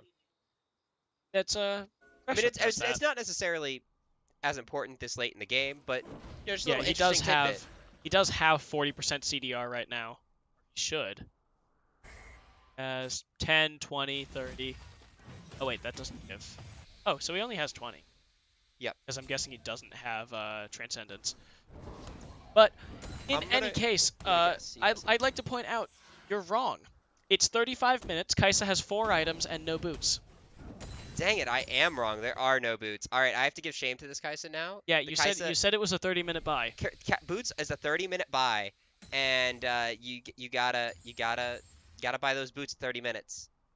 Yep. It is. The only exception is if you get the magic footwork, the magical boots. Yep, And then those you come get in him at at 10 10. minutes. That's the only exception. Well, you get him at 10 minutes if you're bad. Oh yeah, 10 minutes if you're bad, but come on. Yes. Sorry, I forgot I was talking to you. So now, nothing has happened, really, aside from, a couple of... and the Baron. Yeah, aside from taking the Baron twice, nothing has happened, really, in the last 5-10 minutes, even. There haven't been any kills in so long. You want to fight. I want a fight. He's like, give me Why a don't fight, they? please. Yeah, Oh, why and here don't it is. they Player keep John getting engaged Player upon. John out of position, pulled in. He's stunned up, but he's not taking any damage. He's a tanky boy. Unstoppable Force comes in. Dr. Wildy is going to drop the explosive cask. Tian Sama is unstoppable, gets the kill onto PB Doughboy. Curtain call is interrupted. Torchic has to run away. Player John is trying to fight Almighty and Mechanical Reaper at the same time. He can but do it. He He's can a do tanky it. boy. He's a tanky boy. He has 3 tank items, and now they are just going to crack this inhibitor thanks to the Baron buff, taking down the inhibitor, cracking open the base, and in 20 seconds, Elder Drake comes up. Are they going to rotate back, or are they just going to keep pushing for Nexus turrets? I think they should rotate They're going to rotate back. Go get that Elder Drake. Have a little bit of time with the double buffs. Well, the Dream double buffs at least. Yeah. Kaisa is not leveling up her abilities. Yeah, He should have level 3 ult. He doesn't. He has level 1 ult. I do not know what Tian Sama is doing. Tian Sama just went from like, oh, he didn't buy boots, to the most interesting ADC in the split. Shack Daddy caught up by Lissandra's Frozen Tomb. They're all trying to go on Player John, but they don't realize that the Malphite will never die. Almighty is going to take a bunch of damage and going to chrono break out. Player John still not dead. Only one ultimate used by Unlucky Retribution here, and they take a turret in the top lane thanks to the minions. No, with the damage that Tian Sama's doing, I have a feeling that this is just a spectator bug. That he is maxing. This has to be a spectator bug, doing right? I mean, granted, he is 6-1 and 2 and has all these items, but I feel like this has to be a spectator bug because of the damage that he's putting out. Yeah. Tian Sama now with a Mercurial Scimitar to stop that parallel convergence, or like anything that happens to catch him out. Well, you can't stop displacements, which Mechanical Reaper, Shack Daddy, and Doughboy. All of their most threatening abilities are those, so that's got to just be for like parallel convergence or captive audience. I'm assuming he's not, well, or the whatever the pike stun is that we can't remember the name of. It is. Damn, I really thought that would work. Yeah. But no, more often than not, though, we're probably not gonna see. We're gonna see front to back team fights. We're not gonna see a whole lot. The only person really gonna want to drive in the back is the Echo, is Almighty. Everybody else really just wants a front to back team fight. Yeah, Mechanical Reaper more about displacing the tanks, peeling for his carries rather than trying to like dive the back line or anything. Almighty will be diving the back line. DCDK will be picking anyone who gets caught, but you're not gonna be doing that to Shack Daddy or Reaper. No. Going to take this bottom inhibitor uncontested. They're just going to walk away now. Not really much they can do. Yeah. Elder is on them. They are going to be doing Elder a lot Dragon of damage. on. It's ticking. There's probably about 20 seconds left. So if they want to end, they've got to start the fight now. Mechanical Reaper just pulled the midway super over to the top lane, and now it's wailing on the turret. Oh boy, there goes Mechanical Reaper. And now Player John is standing in the middle of them. Almighty goes down. Unstoppable Force comes out. Shack Daddy is diving the backline. Tian Sama, he flashes away from Tian Sama. And now Rito Torchic's down. PB Doughboy is dead. And this is going to be the game for Unlucky Retribution, taking the bottom Nexus turret onto the Nexus. King Shack Daddy has given up. He's taking his red buff. And that is going to be the win. Unlucky Retribution over Landsnack. And the answer that everyone's looking in this game, Pike's E is Phantom Undertow. Pike's E is Phantom Undertow. Thank you, Twitch chat. Meanwhile, Tian Sama, 40-minute game, never bought boots. Thank you for watching. We will be right back with the next game in our series. See you in a little bit.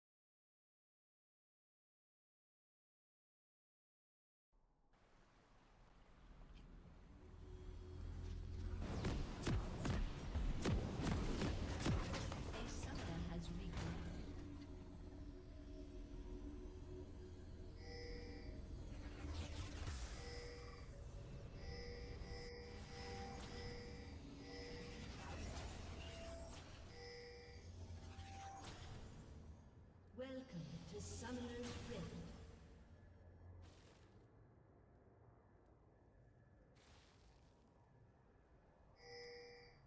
Seconds until minions spawn.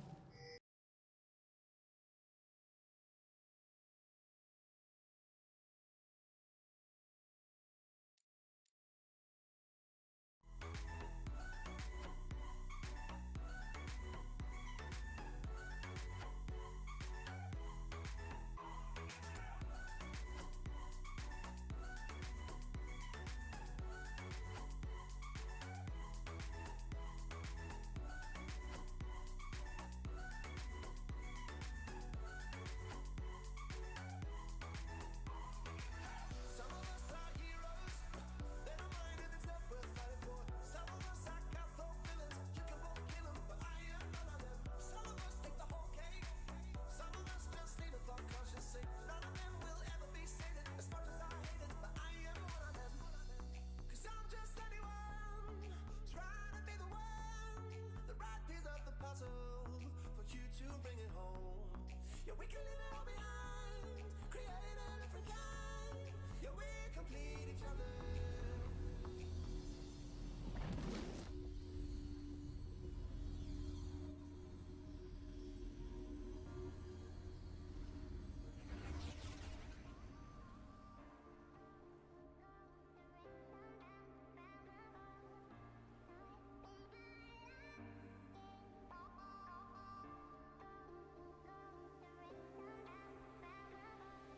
If I hear one more person tell me that I'll be okay, then the pain I'm feeling now is just the price we pay. When you love someone but have to walk away, leaving with a heavy heart 'cause they went straight down. I caught you cheating, don't say you didn't mean it. I'm not breaking down. You don't deserve it, don't deserve it. Tell me, was she worth it?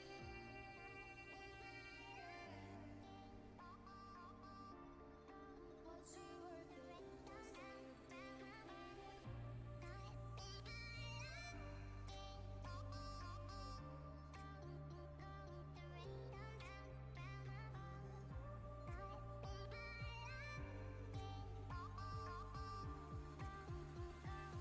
Tell me, was she worth it?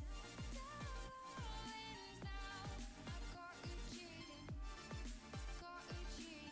don't say you didn't mean it. I'm not breaking down. You don't deserve it, don't deserve it.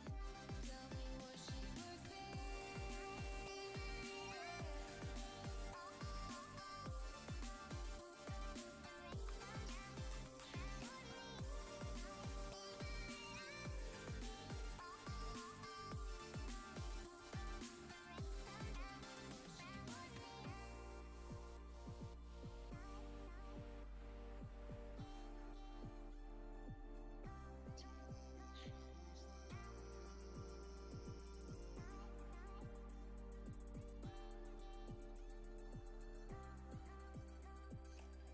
Don't look at me with sad eyes and breathe.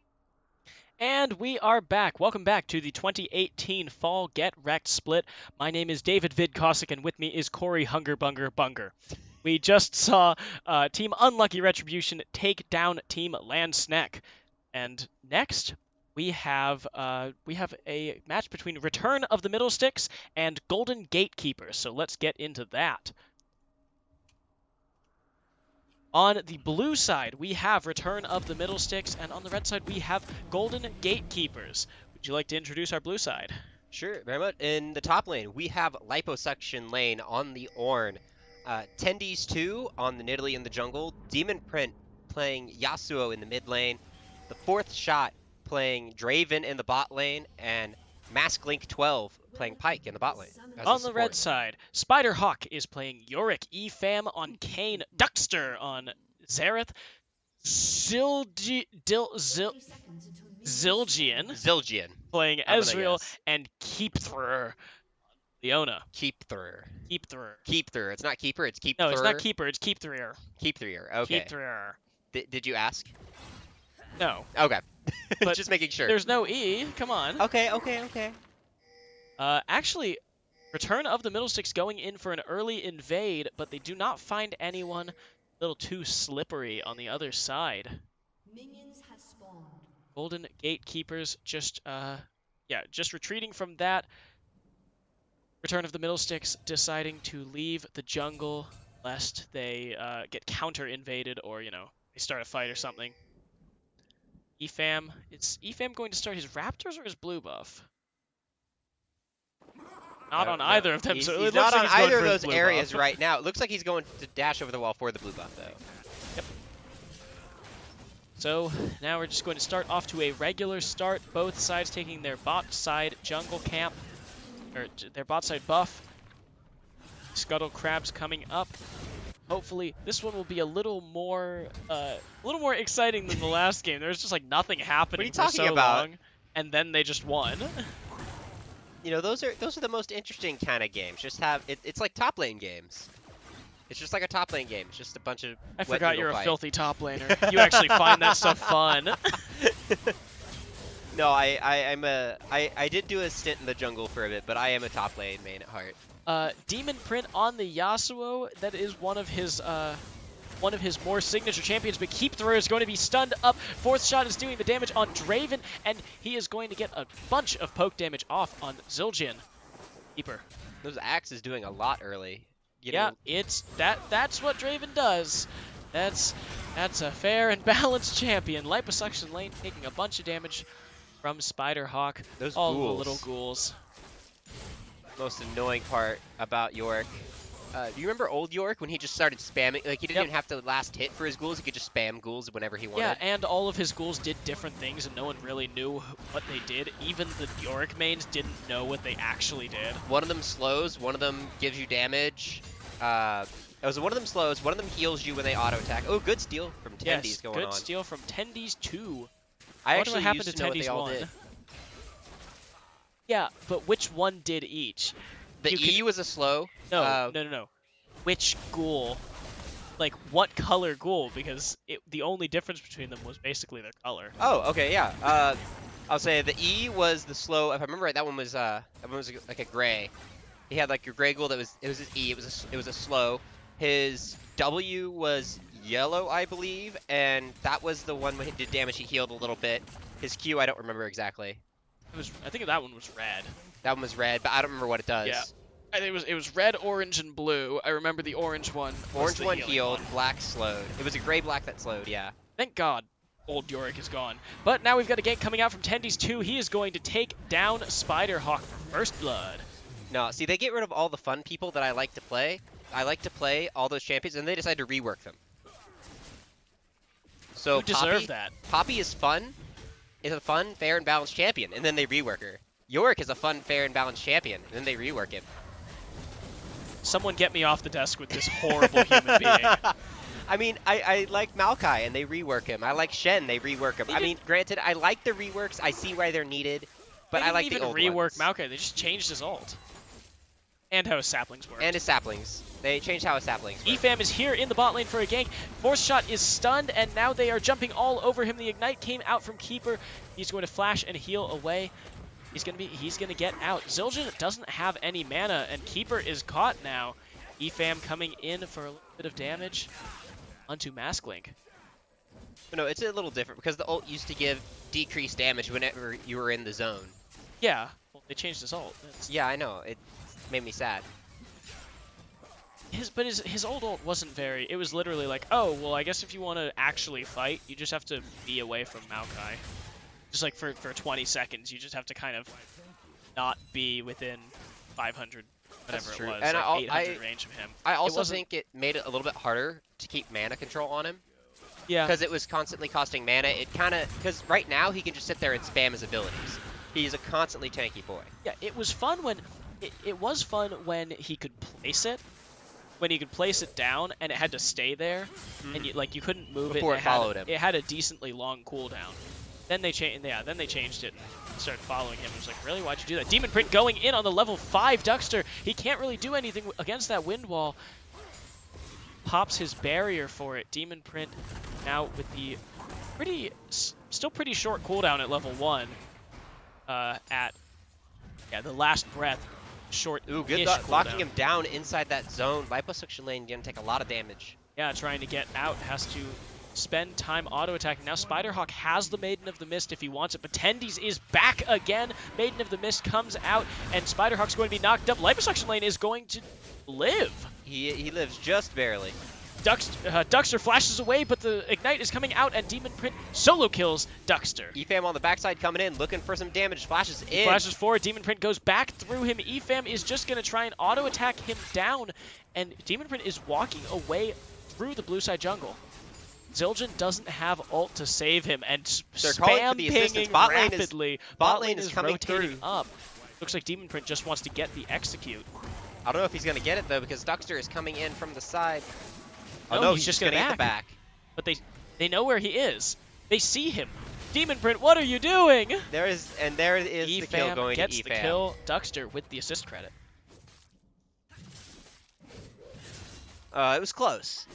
It was close. was He close. almost got away, but they saw him with the Scryer's Bloom. Yep.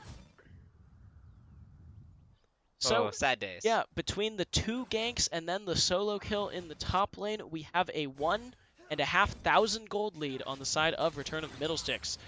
Tendies 2 You mean solo ganking. kill in the mid lane. You said top lane. 2 ganks in the top lane, solo kill.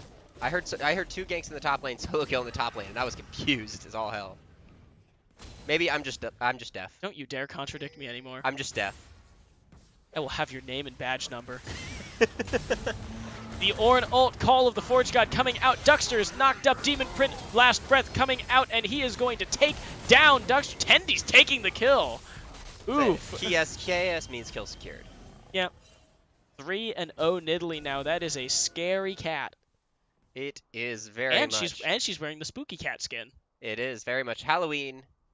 It's not quite Halloween. It's still August. It's close enough.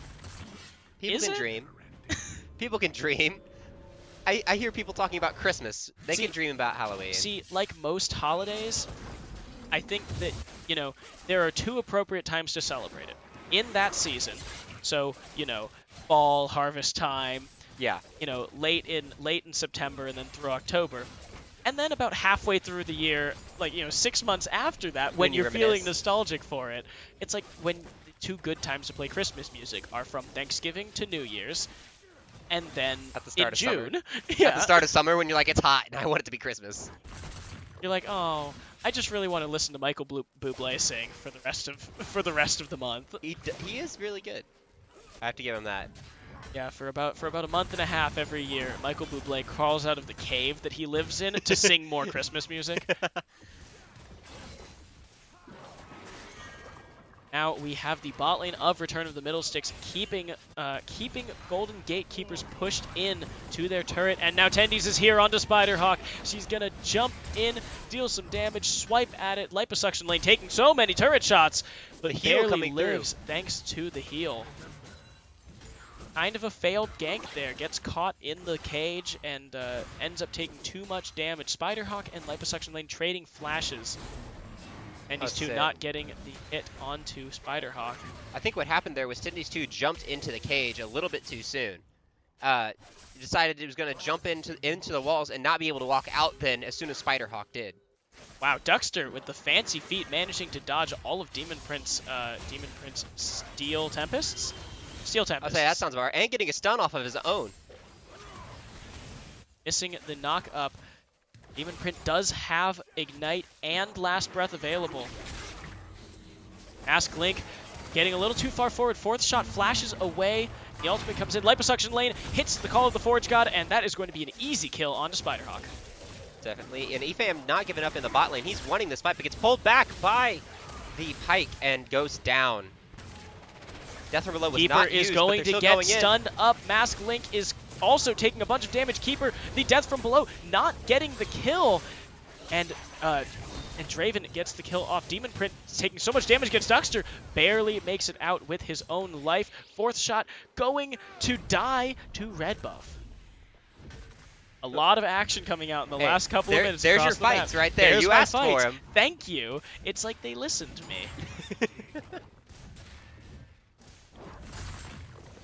makes you feel cared about, doesn't it? Yeah, you know, I just really want attention. That's why I do this in the first place.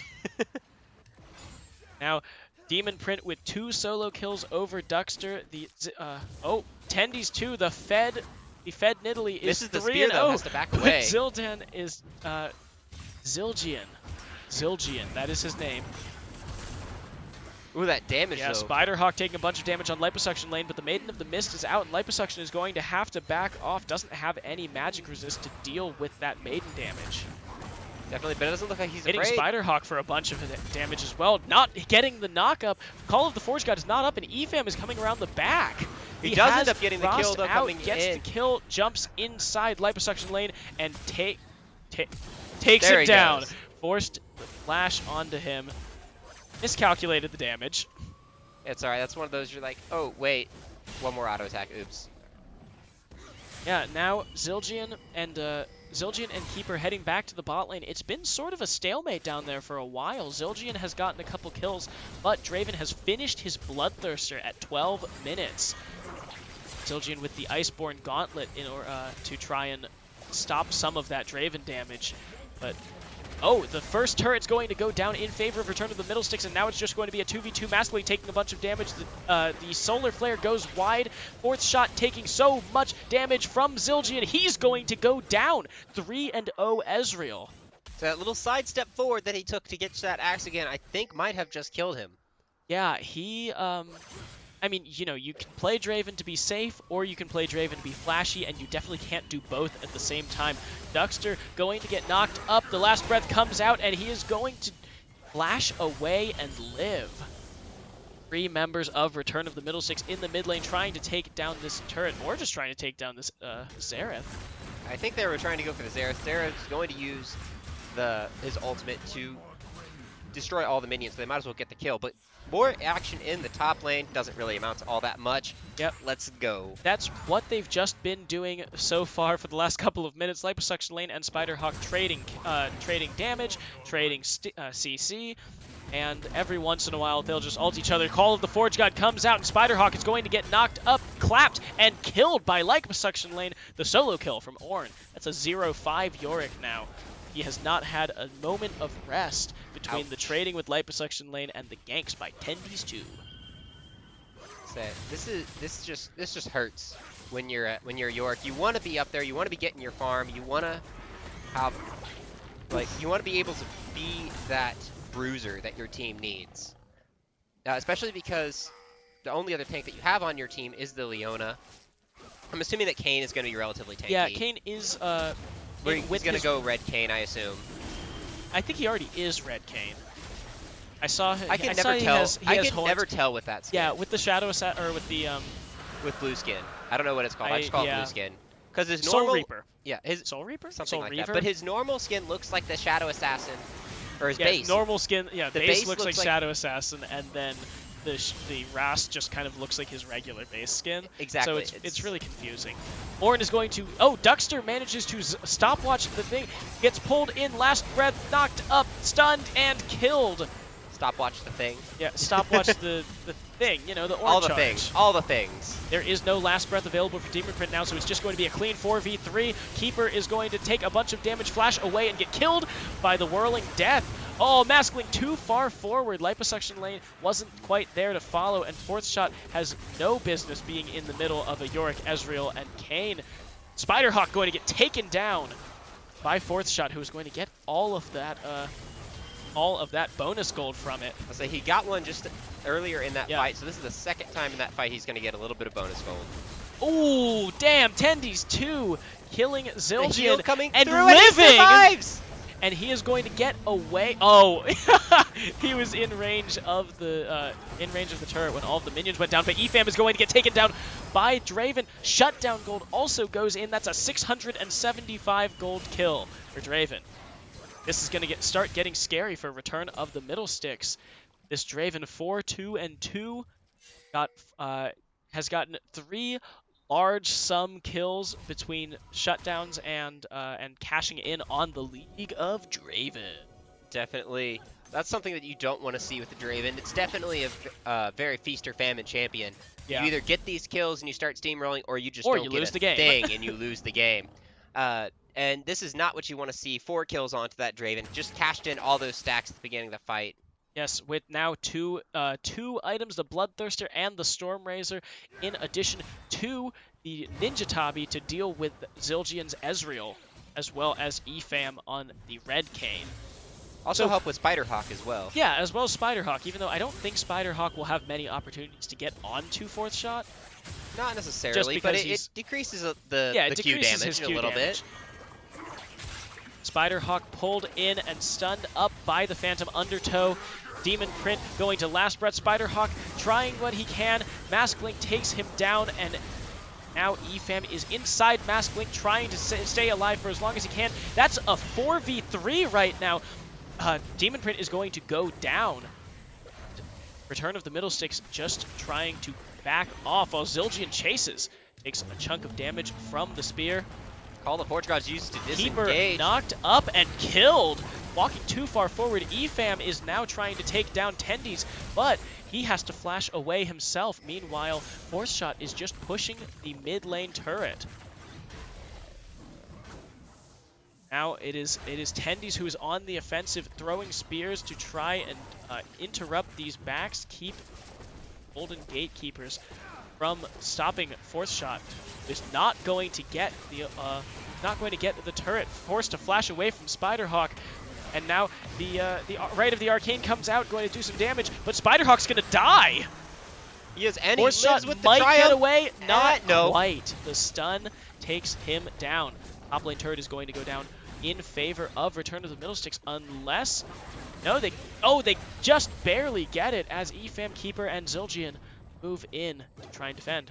It is a 7,000 gold, 8,000 gold lead now for Return of the Middle Sticks. 5 turrets to nothing, completely shutting out Golden Gatekeepers from any objectives this game so far, not even a dragon. Definitely. Items coming through. Everyone at least has, well, except for the Yorick, has their first item coming in. Oh boy, that feels bad. 18 minutes has not finished his first item yet. Granted, that first item is a Trinity Force, so it is one of the most expensive items. Yeah. But when he gets it, though, he'll be doing a it'll little be bit more pretty good. damage. He'll He at be least doing has a the little Sheen more damage. component. But it looks like Zanya's starting to come through for Duckster. We've already got the second completed item for Zildjian on the Ezreal. Yes, his Manamune finished at 18 minutes about. I am not sure which you're supposed to do, finish your Sheen item or your tier item. I've seen both. Yeah, I usually rush my Sheen item, or my tier item. I'll finish my Manamune even before I get, like, more than one component of my Triforce. What I will do is I will, I do the blue Ezreal build, which is Okay. what we're seeing here, which is generally what you do is you get your tier item, then you finish your Sheen, and then you finish your tier. Okay. Yeah, you get your tier. So you get your tier, Yeah, you get your the item tier, itself. finish your Iceborne Gauntlet, and then finish your Manamune. Yes. I am interested to see if Zildjian opts to get a Seraph's Embrace in this game. Games have been going longer and longer in this meta, and Demon Print getting engaged upon by Spiderhawk and EFAM. EFAM inside Demon Print. Spiderhawk is going to get knocked up in last breath. He's going to take a bunch of damage, doesn't have the healing to survive, and now EFAM is going to go down as well. Demon Print with a double kill. Call of the Forge God about to knock up the bot laners of Golden Guardians. Not Golden Guardians. Keeper is going to go down, but that's a three-man solar flare. Demon Print with the fancy feat, keeping him alive against that Rite of the Arcane. Golden Gatekeepers, Well, not the Golden Guardians. it's the Golden Gate. They're the Golden Gate. They're the keepers of the Golden Gate, which means they're guardians of something suppose that's they're the golden. guardians So they're Golden of- Guardians. They're guarding the Golden Gate. Yeah.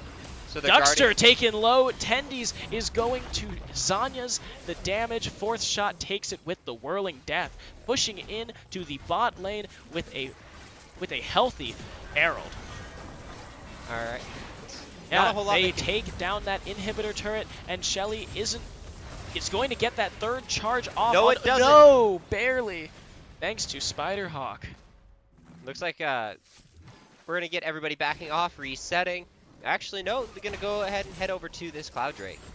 Yeah, with the Cloud Drake up on the map right now, there is a large wave pushing top, however, pushing into Return of the Middle Six's tower. someone might have to go deal with that. EFAM looks like he's heading up there on his own Nah, he to just try and wants those take down. Krugs.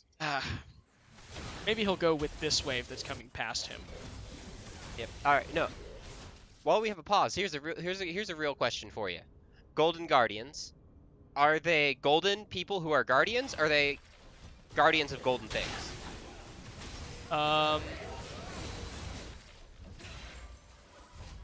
That's a good question.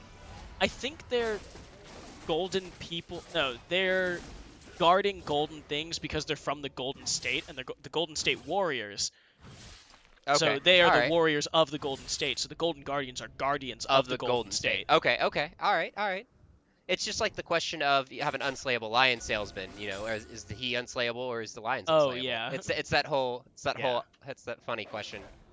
It always brings up lots of fun Language is discussion. funny like that. Maybe Oh, we yeah. do need an English major to help I us think we with these do need an questions. English major to help us cast these games. Any English majors out yeah, there? English majors, please apply. We could really use it. All right, a 13,000 gold lead for Return of the Middle Sticks, and let's check out the gold distribution on this team. Yep, as I thought, 3,000 gold lead for Draven. 3,000 gold lead for Draven, the 3,000 gold lead in the jungle as well, 2,000 in the top lane, and it's all across the board. We see a gold lead on Return of the Middle Sticks, very easily allowing them to pick up this Baron. Baron Nashor goes down, and now they have a few minutes of that to try and end out this game. Letting the Golden Gatekeepers go any further, really? Last Breath comes out, and that's going to be it. All she wrote for Spiderhawk. There is no more of his story to tell because he's dead now. He is very dead now. Zildjian knocked up by Call of the Forge God, but otherwise not a very eventful Call of the Forge God. Top inhib turret goes down. They're going to be pushing this inhibitor while the two other members of Return of the Middle Sticks take the bottom inhibitor. Tennies flashes forward. Zanyans, Duckster's about to go down, and he dies to the Whirling Death. Keeper is taken so low, and now EFAM is standing in the back trying to take down Tennies, but he is going to fall as well. The top lane inhibitor goes down, the bot lane inhibitor goes down, and Return of the Middle Sticks is looking to finish out this game. 23 minutes, an 18,000 gold lead, and they are spelling doom for the Golden Gatekeepers. I'll say, it's just Ezreal and York right now, but there's not a lot they can do. York's going to go just down, and popped. Zildjian is the last person left, but Draven gets him. That's going to be the game for Return of the Middle Sticks. That was a very exciting game. Lots of fights going on, lots of damage being done. Yeah, and Return of the Middle Sticks got the early lead, and they never gave it back up. They made sure that the Golden Gatekeepers did not have a chance to get back into the game. Ended it with a 0-11 Yorick versus a 3-1-13 Ornn. Great play from Return of the Middle Sticks, and we will be right back with the next game of today's Diamond Games.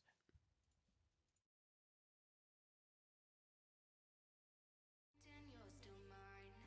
How can you explain your loyalty from that night? No amount of sorry's gonna change my mind this time.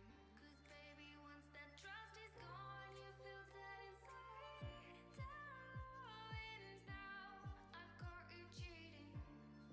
Caught you cheating. Don't say you didn't mean it. I'm not.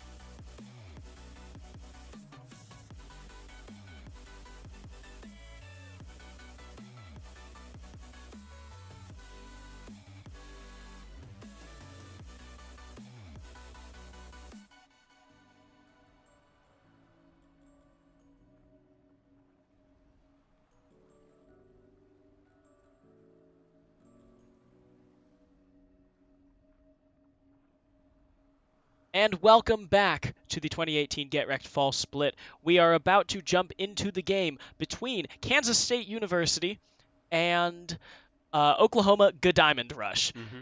So let's start.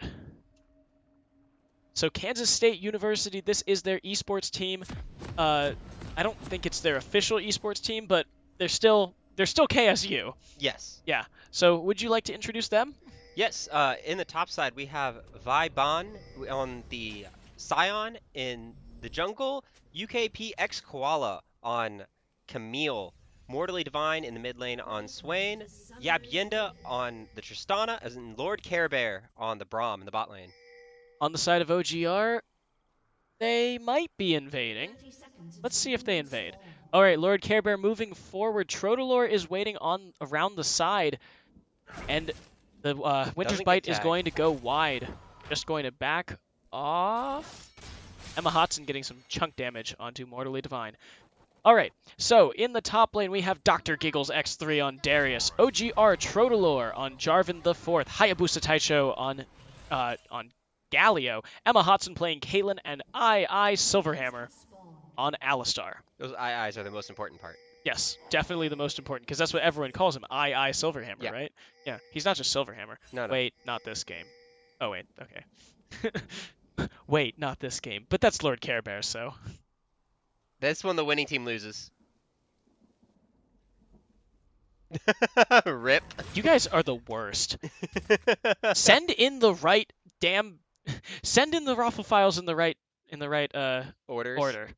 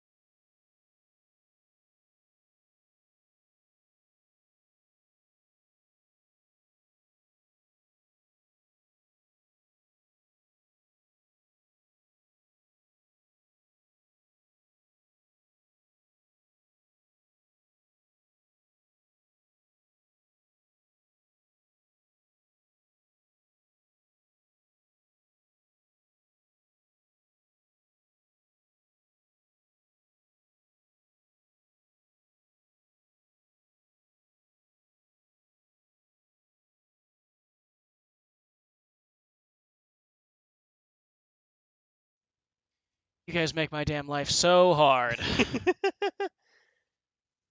that right side? No.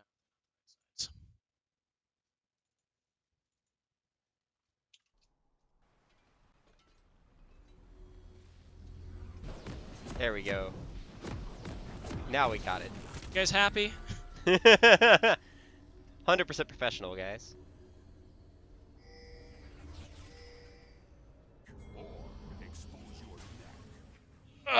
All right, so we've got Darius, Kindred, Lissandra, Ashe, and Braum for Oklahoma Diamond Rush, and Ornn, Kha'Zix, Malzahar, Kaisa, and Pike, Kansas State University. I'll say Pike definitely being a highly contested pick today. Yeah, I think there's been a Pike in almost every game. Mm-hmm. What have we streamed? 4 games. Fourth This is the game 4th now? game. I'm pretty sure that's the fourth. Okay, the early ignite forces the flash from Yabyenda. I'll say Silverhammer also flashed for that. Yeah, so a strange ignite this early. And then of course flashing forward to okay, I guess. Yeah, I guess. Yeah, so of course it is a tank Pike, which I'm always disappointed to see because love me some damage Pike. But You just the- like damage in fights. no, I just like damage Pike. I think damage Pike is so much more fun to play and watch than tank Pike. Yeah, I do have to think. I think it actually plays better too. I don't think tank Pike actually is very good at all, Yeah. but I have to give you shit about it. It's in my job description. It is, okay. Actually, Koala and Vban actually took the blue buff away from Trodolor, so he's going to be disappointed when he walks over there. Oh, see, he's walking over there right now, trying to see if he can't get it. He knows they were He around, can't get snooping it. around, but he can't. Yeah, the answer is he can't get The answer it. is he can't get it. He's trying to see if he can, but he's realizing now that he can't with that ward over the wall. So he's trying to head up. Kindred now looking for her first mark. Maybe she'll get lucky. Yeah. Nope, it spawns on the other bot side. It usually ends up being on the bot side, I feel. That's alright. It always seems like it's on that side. Kindred but, doesn't have a buff on that side now, so she is able to run down into the bot side really quickly and But just take that. Koala pathed up to the top side, so Kindred might be able to get there and take the Scuttle Crab before he can. Does not have smite up, neither does Koala, but they know Koala is now on the way. Yeah, Koala throwing a Void Spikes toward Hayabusa Taicho. And So Silverhammer coming Basically- up, and Koala last takes it hits away from Trodolor. Level 3 versus level 2. Silverhammer coming in to help out, but Trodolor comes out on the losing side of that fight. Flashes forward. Trodolor is stunned, and he is going to get taken. No, Koala it can't get there quite in time. Abienda and Silverhammer both very low, but Silverhammer. Oh, Koala takes down Trodolor for first blood. Does end up taking down, just needs the cooldowns. Yeah, just needed needed a the little bit of cooldowns. time. The level 3 versus level 2 basically was what made that such an uneven trade there. Vban on Horn taking a lot of damage from Dr. Giggles. I'll say that bleed does a lot of damage. The Flashes forward, but takes a turret shot, and Vban gets the kill. The clap just doing too much damage. Yeah, Dr. Giggles underestimating the tower range. Trodolor coming in to support his mid laner, getting a couple punches off onto Mortally Divine. OGR's bot lane pushing in enemy bot lane, keeping them under tower, forcing Yabienda to CS under the turret, trying to interrupt that as much as possible. This is really unfortunate for Yabienda. Under half health, no heal, no potions. Yeah, she's gonna have. Kaisa is going to have a little bit of a tough time against just Rom and Ashe, both of whom still have a potion left. Yabienda does have the healing from Pike, luckily for that Relic Shield, but it's not going to be enough to get back up from third health that he's on right now. All right. No, also one thing to... Yabienda taking a bunch of damage, but Koala's coming in. Emma Hodson is trying to get the kill, gets Yabienda, but loses his life in the process. Koala has the Ignite ticking on him. Silverhammer doesn't finish the stun. Minions are focusing Koala, but Lord Care Bear takes the kill onto Silverhammer. Vban and Dr. Giggles fighting again. Gets the I don't know what it's Bloodlust? Well, the passive? Or yeah, his passive. oh, I don't know what the passive card. I don't think it's called Bloodlust. It might be. Blood Rush, Blood Rage. No, Blood Rush is Ravens. But so, Mortally Divine does not have his teleport right now. Use that to get back to lane. Hayabusa Taicho is low on mana right now and will be forced to go back as well. See if he decides to use teleport to get back to lane himself. So, yeah, no, before that fight broke out, I was about to say, interesting rune choice on the Kaisa. I see them flip back and forth, but this time going with the press the attack. Yeah, usually press the attack tends to be the better choice, just because the multi-hit passive is Kaisa's thing. And I mean, if you're going for like a void seeker, a void seeker AP sort of build, then yeah, Call of the Forge God comes out. Koala is on Very the long backside, range. jumping in About to no, only level 5 doesn't have the Void Assault. So good job of Dr. Giggles respecting that, backing off as soon as he sees the Forge God being Yeah, channeled. uses the Ghost to get away. So Trotalor, I'm not sure if Trotalor has any stacks yet. He lost the first Scuttle Crab in the 1v1 to Walla. Let's see. One stack. One Okay, stack. he has one stack, which is expected if he lost that, but he is going to need to scale up pretty fast. There isn't a whole lot of late game damage. Emma Hotson is more utility than damage, but you know, Ash can still mow down a tank if given the opportunity. Dr. Giggles pretty good at one-running tanks, but you know, there aren't that many one-runs. If he can get an ult reset, however, that could make him pretty scary in a team fight. Yes, and his ult also spreads his passive. Or not spreads his passive, but like you automatically you increase the stack number. You can go straight from like 1 stack to 5 stacks instantly with the pop of the ult. Trotalor taking his blue buff since he didn't get it the first time, and Koala taking the Gromp away from Trotalor. That is the one that had the mark on. There is an Infernal Drake up. That would be big for KSU to get. But I mean, it's Infernal Drake. It's big for both of them. Just with that hyperscaling Kai'Sa. Hayabusa Taicho is caught by Koala, flashes forward, and he takes down Koala in a 1v1, or takes down Hayabusa in a 1v1. Now Orin versus Darius. This isn't going well for Dr. Giggles right now. Not quite able to... Vebon is not quite able to get there. Trotalor is here. Vebon does not have Call of the Forge God. No, but with that showing top side, we see Koala and Mortally Divine going in on that Drake. Yeah, now it is a 2v2 here. They take the Drake. Emma Hotson and Silverhammer have to watch out until they see Koala. For all they know, he could be right in this bush. For all they know, but they really go up to it anyway. Yabyinda has level 6 here. The Killer Instinct could take down Emma Hotson if he chases. No, goes for Silverhammer instead. Takes him down. Emma Hotson is on the run. Doesn't have flash. Has heal. Pops that. Yabyinda flashes forward. And now Pike flashes into the turret and barely gets away. Hayabusa Taicho takes down Mortally Divine. Trotalor is fighting Koala in the Lamb's Respite, but it's not going to be enough. He jumps over the wall, takes down Trotalor, and now it's Hayabusa versus Vebon. Dr. Giggles is coming in, pulls Vebon in the cripple, and now... Oh! Hayabusa Taicho flashes away! Vebon is going to dunk him down! Lord Care Bear, if he can get in range, Lord Care Bear is very dead. Koala takes down Dr. Giggles. 3 for 1. 2 for 1. 2 for 1. That was very dangerous. 2 for 1, and a double kill in the bot lane as well. 4 for 1 across the map. That was very dangerous. With the Darius ult reset, that could have been really, really scary for KSU. The only one more Q is needed. Get the empowered heal. Instant ult on Koala. Lord Care Bear would have tried to go back in. Instant ult on Lord Care Bear. That could have been a triple kill for the Darius. Well played. Yeah, very good by Lord Care Bear by staying back, letting Koala soak damage.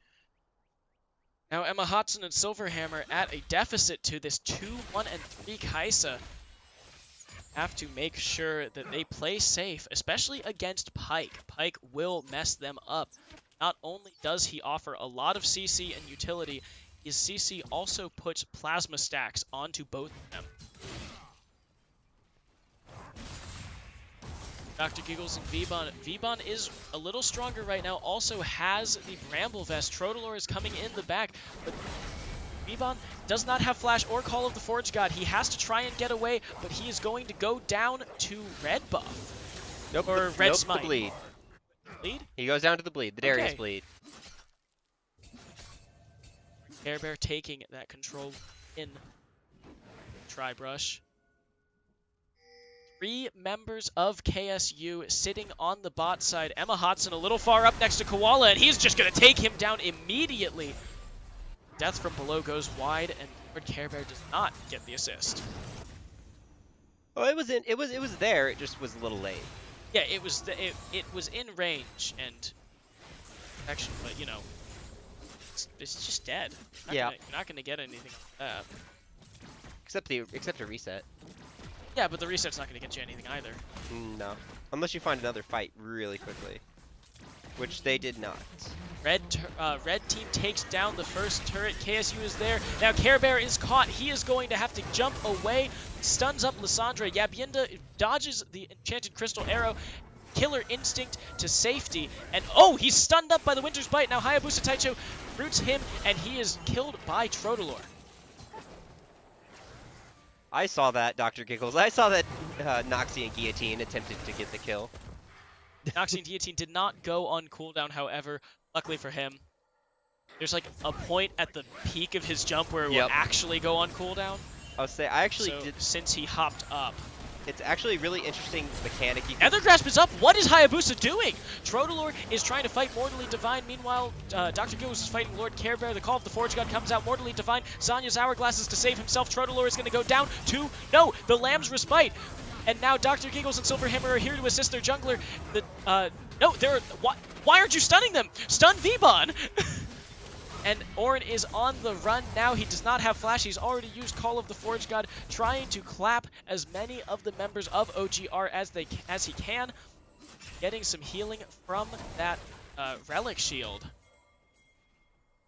And Kansas State comes out relatively healthy from all that. Yeah, Kansas State comes out ahead. They get Trotalor, and Mortally Divine ended up living, used his stopwatch.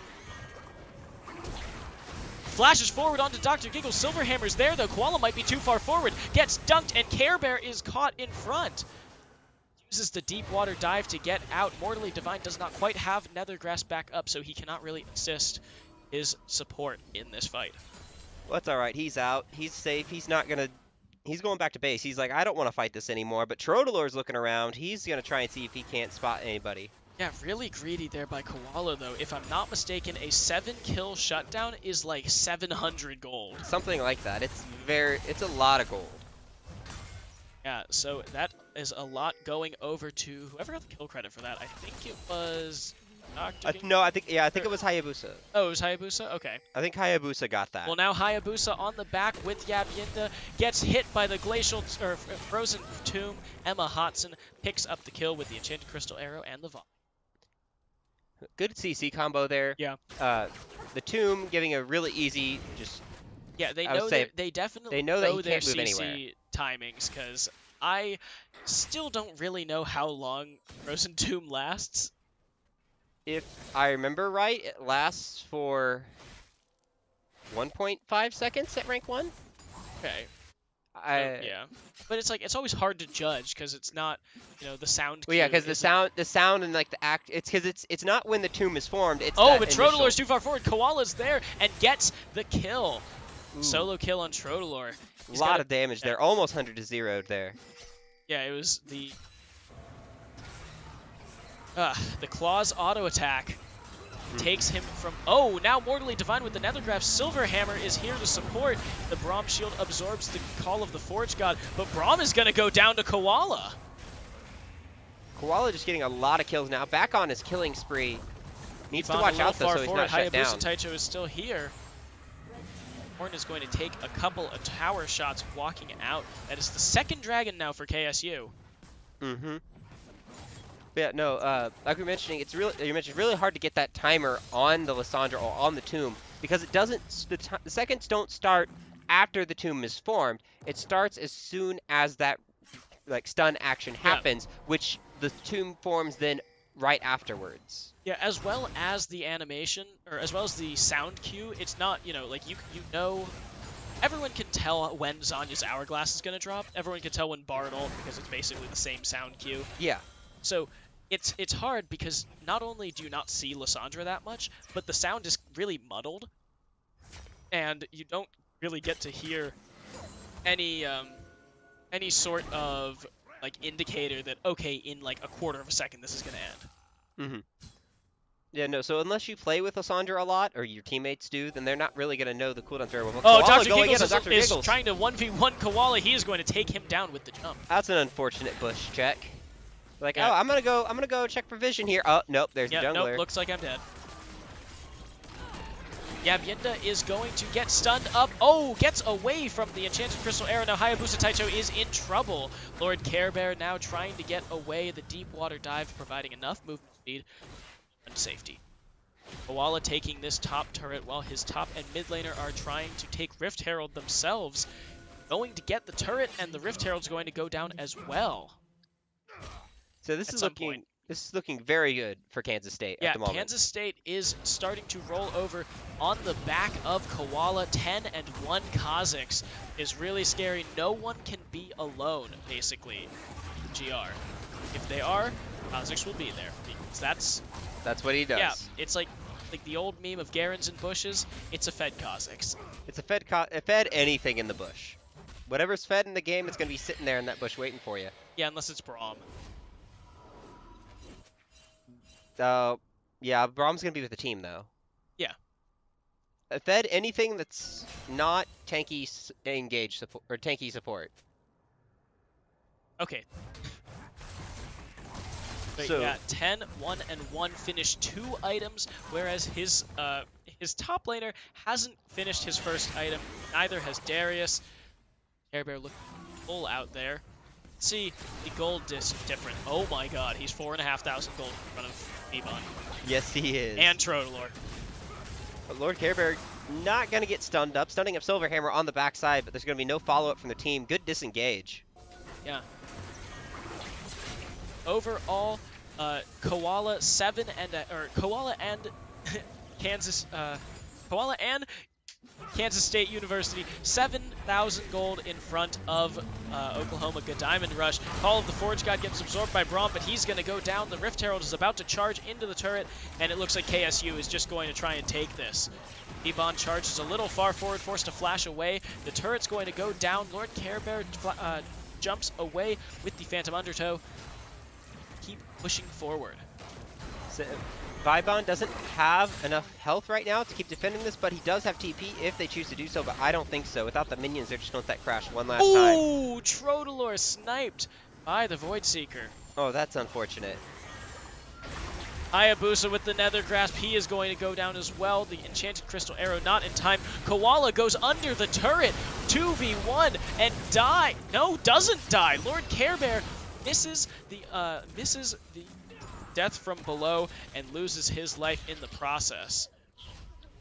Greedy by Koala, jumping too far in. Now Yabienda is trying to take down Emma Hotson. He is going to get it, but he's going to lose his life to Dr. Giggles, who does not get the reset on Noxie and Guillotine. So, unfortunate, but he's not level 3 yet. No, still level 10. That ult reset would only still be for a short amount of time. It's only level 3 when he gets Where that it fully full resets. reset, and it's completely back up again forever. Yep. That's when it's scary. Yeah, OG are having struggling in this game here. Kindred pick not really working out, losing the early to Koala, getting solo killed in the jungle means that it's Hayabusa Taicho is going to go down to Koala. Again, 11-1 Kha'Zix. You cannot be alone by any means. Even in minions, you're gonna be you're kind of screwed. That jump does enough damage to kill most minions. And now Lord Care Bear trying to fight Trodelor. It's a 1-in-5 Kindred, forced to flash away. He has the Lamb's Respite. Lord Care Bear, ooh, barely misses, barely gets saved by the Lamb's Respite, but it doesn't matter. Trodelor's gonna go down to Lord Care Bear in a solo kill. And that's when you just, I'll say, in the case of Trodelor, you just sit there, you're looking at your keyboard, you're just sitting there shaking your head. You're like, I can't do anything. Yeah, you're just sad at this point. Yabienda and Vbon taking this bot turret. Vbon is so tanky, he's gonna take a couple of turret shots and thank Darius for it. The Enchanted Crystal Arrow goes wide. Yabienda is hit by the Winter's Bite. He's going to get stunned up and taken down by Emma Hotson. The 4-man Call of the Forge God, but Vbon's going to go down as well to Dr. Giggles. Koala's here. Can he get the multiple resets? He has his ultimate. Silverhammer going to knock him up. Koala jumping onto Emma Hotson. Can't quite gets Emma Hotson. And now he's going on Koala. He gets Hayabusa Taicho. Doesn't quite kill Silverhammer and loses his life. 2 For one, he 1v3s and almost succeeds. So close. 1v3s, turret dives, and almost gets it all. And Yeah. and he started doing damage at half health, remember? Yeah, he wasn't half health when he went in there at first. Oh, now the Nether Grasp is going to take down Trotalor. Mortally Divine flashes away. Dr. Giggles can't quite get there, does not have the Noxian Guillotine to take down the mid laner of Kansas State University. Unfortunately, he had the reset on it earlier, but it didn't stay up long enough for him to still have it up at this point. Still only level 11. It's like a 20-second maybe timer that I don't know exactly. yeah, I don't know. It feels like an hour. Yeah, of course when you're playing against him it feels like an hour. When you're playing against a Darius, you feel like he always has that Noxian Guillotine up. Yep. It's like, oh, come on, he can't possibly have it up. Oh, Nope, he look, still he's has got it it. up. Oh, Silverhammer a little far forward. He's going to shield and flash away, but he's still going to get knocked up, pulled back, and he is going to go down to Yabienda. Oh, hey, look, this guy bought boots. Yeah, yes, this guy did buy boots. Remember to buy the boots. Does have everything up. We'll have get that upgrade. Yeah, Koala sitting on 4 items. Looking at building his 5th and final item. Finishes off the Mountain Drake. That is 3 dragons to 0, 4 turrets to 0, a 10,000 gold lead for KSU.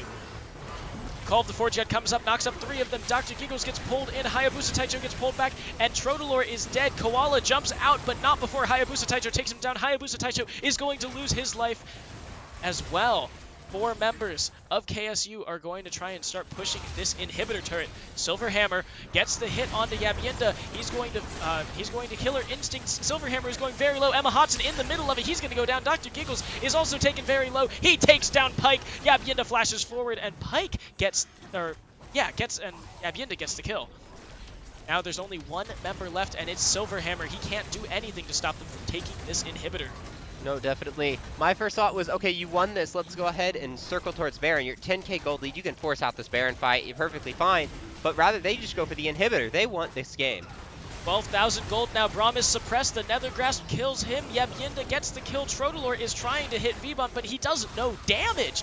Hayabusa Taicho taken down by Mortally Divine. OGR Trotalor is doing what he can, but he does not do enough damage to kill Yabienda. Dr. Giggles and Emma Hodson back up. No. They're Emma trying Hodson, to... Oh, Dr. just the Giggles edge of the back knockup. up V-Bun. He's going to pull in the Ornn, and Ornn flashes away, but he's got the kite from Ash, but it's not enough. Everything is going from bad to worse for OGR. 13,000 gold in the hole now against Kansas State University. And that is just really unfortunate. Koala has been rampaging in this jungle the entire game, stealing buffs. Look at Trotalor's farm right now. He has under 100 farm. He has 99 farm. CS at 24.5 minutes.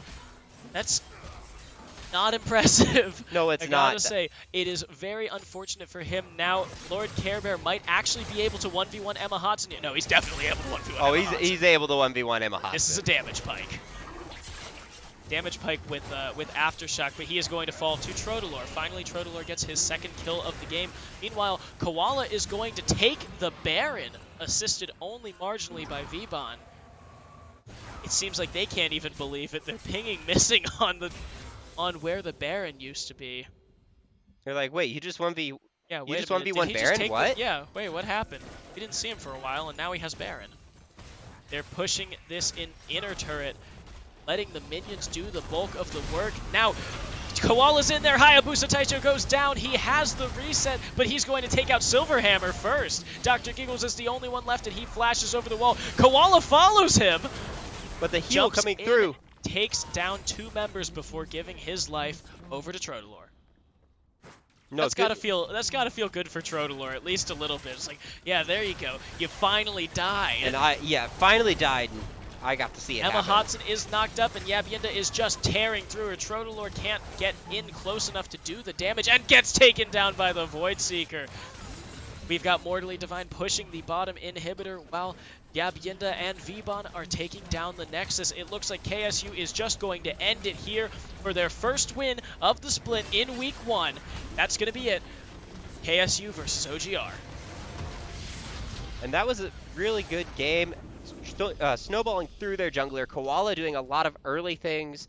taking the camps, doing a lot of counter jungling, trying to ensure that Trodolor, of course, the really lucky steal over at the first scuttle on Yep. bot side, but that really helped him snowball in the game, keeping the Kindred down, making sure she doesn't get those stacks.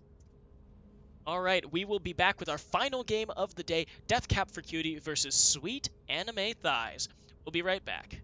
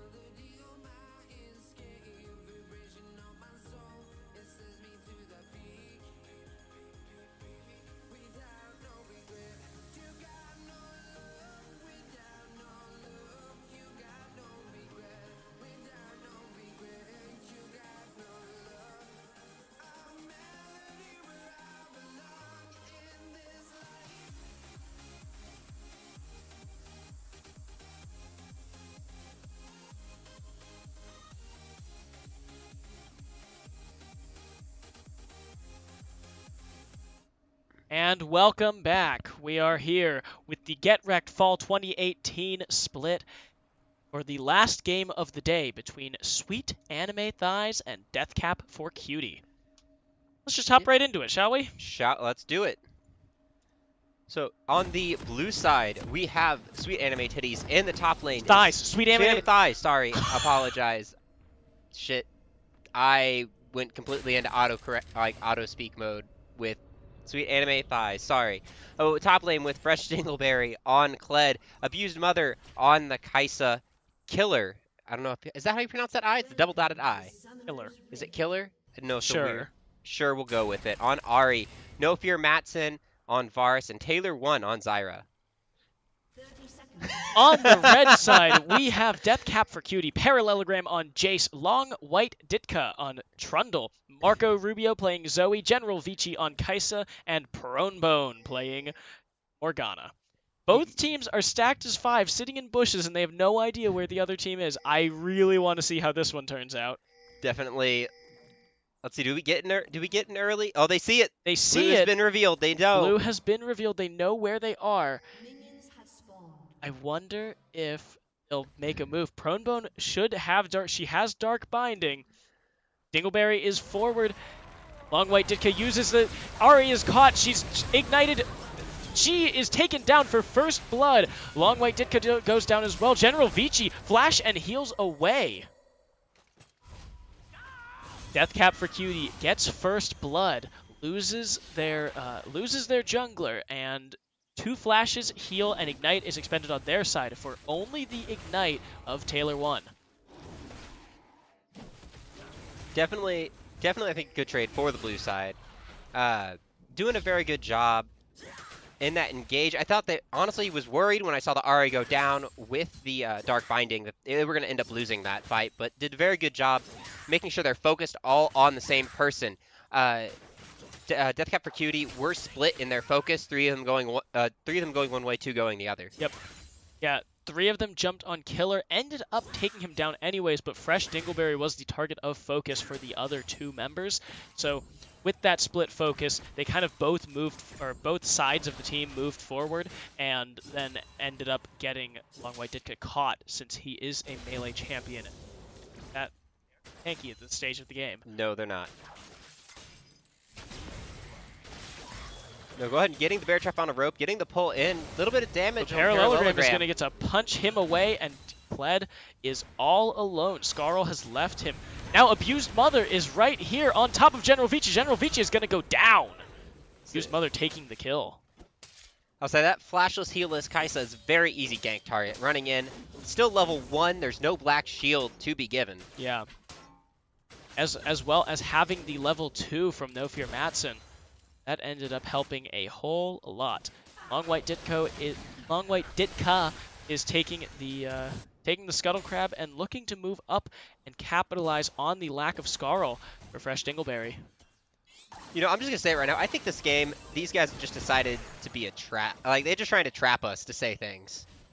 Hey, maybe for you. Oh, they're trying to trick me at least. They're But just trying. This game definitely has the best names. Yes. Both the team names and the player names. Marco Rubio, Pronebone, Fresh Dingleberry. I like Fresh Dingleberry. That's a great name. I like that name. Fresh Dingleberry taking a bunch of damage from minions and is about 3/4 of the way back to getting a Scarl.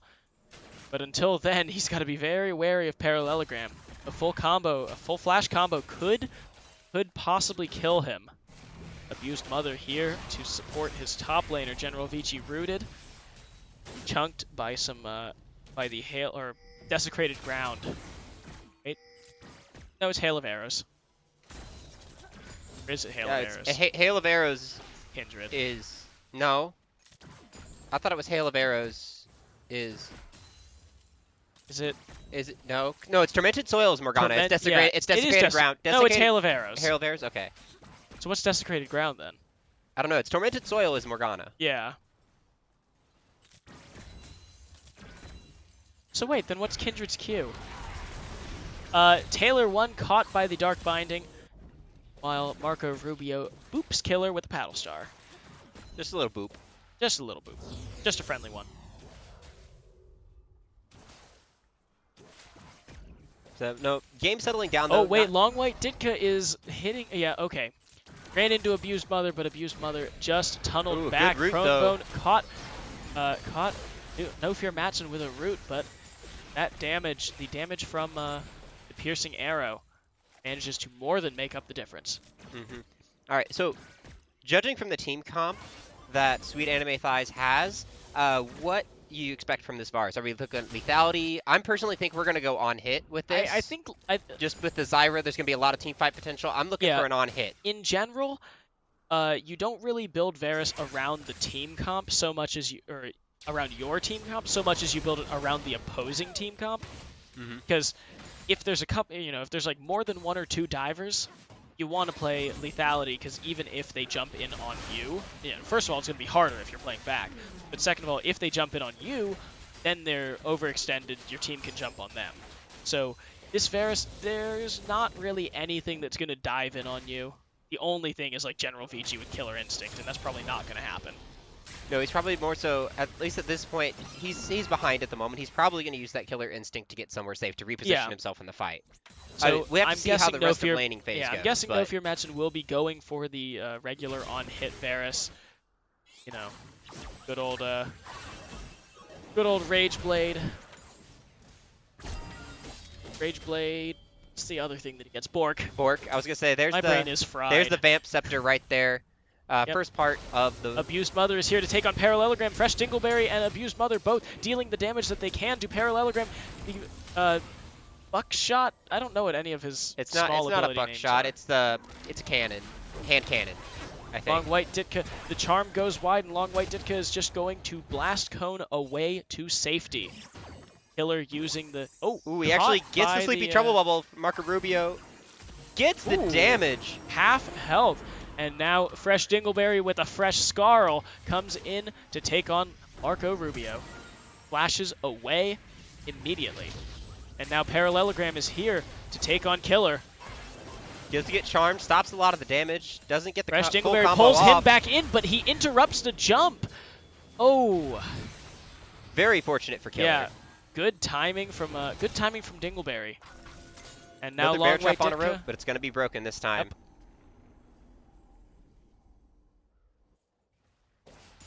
The bot lane, nothing's happening in the bot lane right now. No, right now it's just a farm fest. General Vici and No Fear Matson looking to get that, trying to get CS lead on the other. No Fear Matson currently in the lead on CS. He's 10 up, but let's see, there it is pushing towards General Vici. Sweet Anime Thighs taking the blue buff away from Long White Ditka. Pronebone taking some damage from the plants, but Abused Mother is over the wall. And they know they're going to go in on Pronebone. Oh, the Grasping Vines is going to pop the Spell Shield, and Abused Mother gets to knock him up for the kill. That was a lot of damage coming out. This Tiamat doing really good. A lot of work on Abused Mother's Kaisa. Abused Mother flash knocks up, and Long White Ditka's going to go down to Abused Mother. 3-0-2 now. This Rek'Sai, and they're going to take this easy Cloud Drake. Now that the jungler is dead, there's nothing that can stop them. Killer coming in from the mid lane just to provide some moral support. So it looks like it is going to go down. Cloud Drake going in. Early smite. Good but smite, lol. Parallelogram pushing the minion wave into Fresh Dingleberry's turret, trying to get a little bit of a CS denial. He is ahead by about 18 CS. Which that is slightly expected. I mean, it's Yeah, a Jace, has a ranged abilities, can knock down the Scarl shield, and at which point, Kled does not have a whole lot of health, and he's not going to want to trade in on someone extremely bursty. Yeah, Dingleberry has also he took an early fight in a minion wave, which meant that he lost his Scarl much quicker and was playing from behind for that entire time, rather than just going back and taking Scarl. It's hit by a Shock Blast. And now we're back to a little bit of normalcy. Taylor 1 getting hit up. Bunch of damage. Half health going, half health taking it away from another him. Sleepy Marco Trouble Rubio Bubble. going to hit Killer. Gets charmed, and now Killer is using the Spirit Rush. Gets taken down by Marco Rubio. Good dodge there with the use of the Zoe ultimate. Yeah, using the Zoe ultimate to dodge the Spirit Rush. basically taking off that little bit of extra damage ensures that Marco Rubio will not die in that 1v1. Killer did not have his ignite up at the time, so that was not a concern for Marco. No, it wasn't. So now 1,500 gold in the lead for Sweet Anime Thighs. They're going to be, it's a conservative 1,500 gold lead. It's mostly on the Rek'Sai, as you can see. Basically all by herself. She's 1.6 thousand ahead of Long White Ditka. Yep. And then even, thanks to the kill, even Fresh Dingleberry is ahead of Parallelogram. The only deficit here Is the on mid the side lane. of Sweet Anime Thighs is the mid lane. Killer losing that 1v1 and earlier, actually losing both 1v1s, right? Or he has died twice, and Marco Rubio has 2 kills. It wasn't a 1v1, it was the cheese invade. Yes. So now 3 members trying to get onto Marco Rubio, but he is going to get away with the help of a ghost picked up from him. Just clearing waves, looking for the next opportunity. Couple of pings on the bot side. Abused Mother is moving into the blue side jungle. Taylor 1 gets hit by another Dark Binding Tormented Soil Prey Seeker. Is it Prey Seeker or Void Seeker? I think it's Prey. Because one of them is Rek'Sai, the other one is Kai'Sa, and it's important I get them right this game. I think it's Void Seeker is Kai'Sa. Okay, that makes sense. Right? Because Rek'Sai's a hunter, so. Alright, so Parallelogram and Dingleberry resetting. Dingleberry has got back a little bit of the CS lead, or gotten back a little bit of that CS deficit, or at least he had. I guess it's back to that again. Dingleberry now pulling Parallelogram in, but he doesn't win this 1v1, I don't think. Oh, he gets Scarl back comes from the back and Violet Parallelogram goes Tendency. down! Those Violet Tendency stacks coming in massive, getting back courage and summoning Scarl back to him so fast. Yeah. Winning the 1v1 with the very fortunate Scarl. Used Mother here, forcing Long White Ditka off of his own Raptors. 2 levels ahead. 2 levels, 3 kills, and about 25 CS now. I would say, because one of those things, Fled is someone who just goes in all the time. We see that right there at top lane. He's like, I'm not afraid. I'm going to fight this. I'm going to get Scarl back. I have it. Yeah. Staying in there, making the educated call there, knowing that he would have enough after all 3 Violent Tendencies hits. After all 3 Violent Tendency hits, he would have enough to get back Scarl. And maybe just a little bit of luck. Maybe just a little bit of doing luck. it with No, like 50 health left is always nice. He just knew that that Scarl is Scarl / Gled is a tank champion because he's the cantankerous Cavalier. Oh yeah, that's Yeah, it's a tank champion. okay. I'll give you that one. So he's like, yeah, I can do this. I can tank this.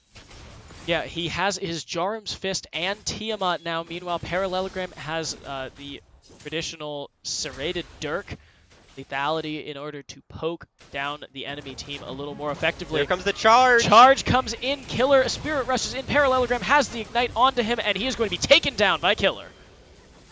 So it still has Scarl coming on the backside, and they are going to get a lot of damage onto this turret. Yeah, Abused Mother up here to support them, and with the new wave coming in, they will most certainly get first turret.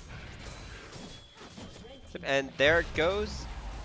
3,000 knocking it down. And there's the Rift Herald coming in the lead now with the Rift Herald being popped in the top lane. No one is there to stop them. 3 members plus a Rift Herald means they will almost definitely get this turret as well. So it's not safe for Parallelogram to TP to this turret at all. It is down. And it looks like they're just going to let it crash. They're going to back off and let it hit the inhibitor turret If before dying. Oh, Gets no, the charge off. It did actually get it off. Parallelogram playing it safe. Not sure if they were sitting in that bush, waiting for him to walk to the other side. Yeah, now the bot lane is still just a farm fest. The CS lead that No Fear Matson had has been reclaimed by General Vici. Only a 6 CS differential right now. Long White Ditka actually going to get his own red buff. That's always a happy feeling. Yeah, after being forced off of so many other things by Abused Mother, it's got to feel a little bit good at least.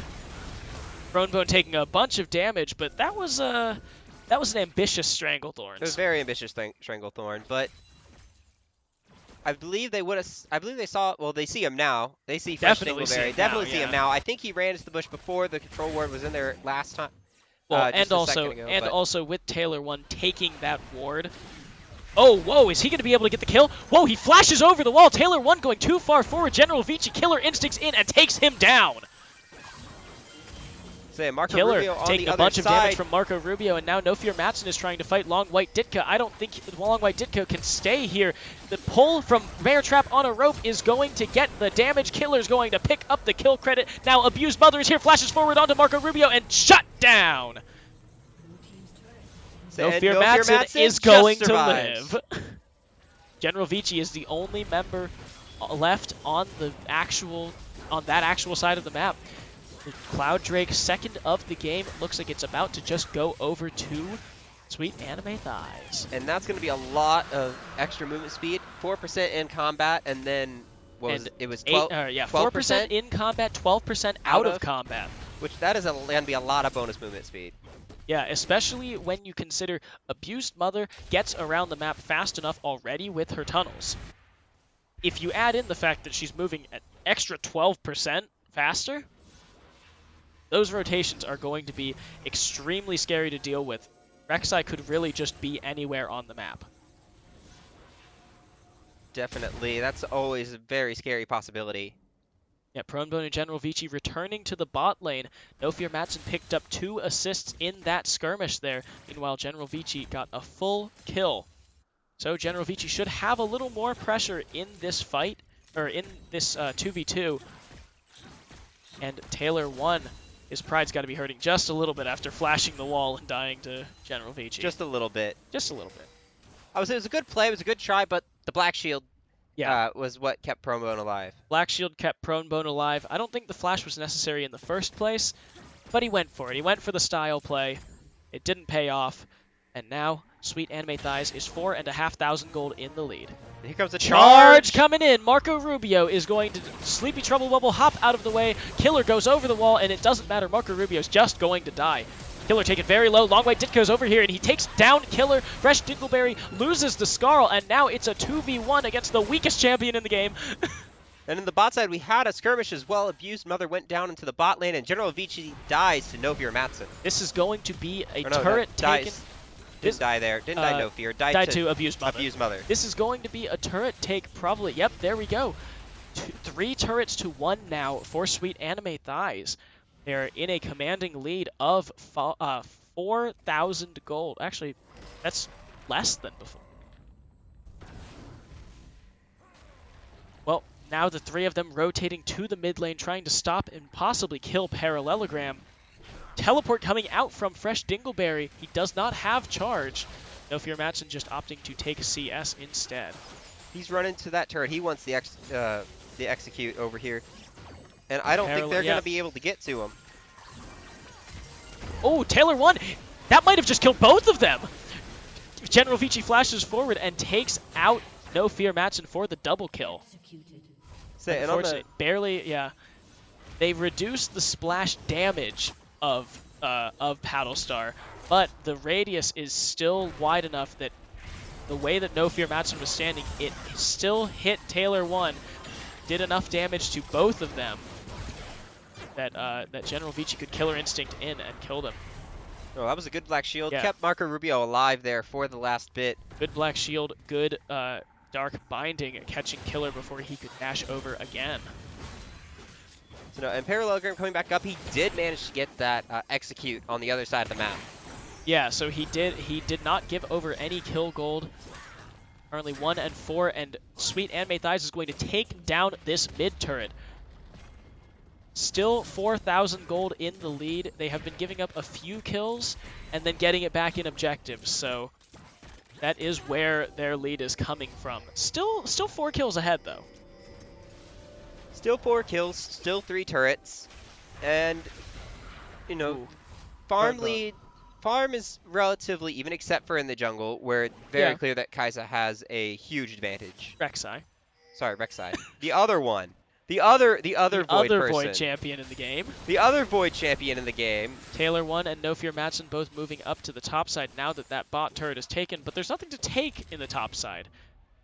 The Baron is coming up in a few seconds. Parallelogram caught out by Killer. Is he going to be able to get away? Is he going to do enough damage to kill him? Gets the final tick or the final hit of the Spirit Orb, Orb of Deception. Yep. And kills Parallelogram. 4 members of Sweet Anime Thighs on the top side. Meanwhile, Kled is pushing bot. Another Stranglethorns that just seems a little too ambitious. Kled going to take this inner turret. Pronebone is caught, though, and Abused Mother goes down to General Vici for his trouble. And that is a 6-kill shutdown. Yep, that is a large one. Probably around 600 gold. I should really figure out the actual numbers for all of these. The only problem with that, though, is it did go over to Pronebone. Yeah, that going over to Pronebone. Congratulations, your support now has Lots of money. lots of money to buy shielding.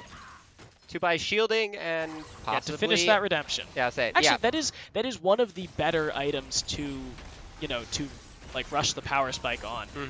It's not like she was finishing her Eye of the Watchers or anything. She was getting her redemption. Yeah, no. Redemption is a good item to try and get. Oh, but a good charm Killer onto gets General the charm Vici. off on General Vici, but the second tick of Orb of Deception doesn't hit, thanks to the Spirit Rush. Kind of outplayed himself there.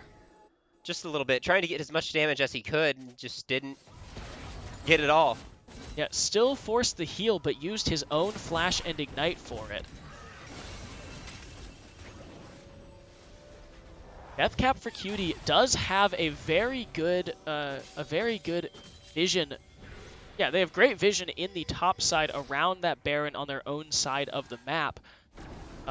And there are only 2 wards for... Oh, Fresh Dingleberry dashes away but gets knocked up by the Pillar of Ice. Charges back defensively. I was saying that I think they might have to give up this Drake now. Yeah, not having With a not top having laner, the charge, not having not initiation. not having the Scarl, they might... I mean, it looks like they're wanting to try and contest it, but they might just have to give it up. Yeah, and with General Vici coming in to support Marco Rubio on the backside, aside from a Smite Steal by Abused Mother, no, they've actually given up pressure, and now Abused Mother takes the dragon. Long Way Ditka goes down. Fresh Dingleberry dashes in, but now he's small. Pronebone. Parallelogram gets knocked up and knocks away Abused Mother. The Rek'Sai ultimate comes out. Parallelogram takes a bunch of damage, and Marco Rubio takes down Taylor 1, where No Fear Matson snipes the kill with his piercing arrow. Right now, it is a 2-for-1. The flash forward gets General Vici, and General Vici Killer Instincts away. Abused Mother takes down General Vici, pulls back Pronebone, and now that is a kill for Kled. The inner turret goes down, and they are looking for that inhib. It looks like they're going to get it. The only 2 people up right now are Zoe and Trundle. They are not going to be able to defend Trundle, this. the only one who's defending the base right now because Killer was pushing Marco Rubio away, stopping his backs. That's an inhib down, and that is a good inhib to be down. With Baron on the map, it's going to be tough for Deathcap for Cutie to defend that bottom lane as well as contest that Baron.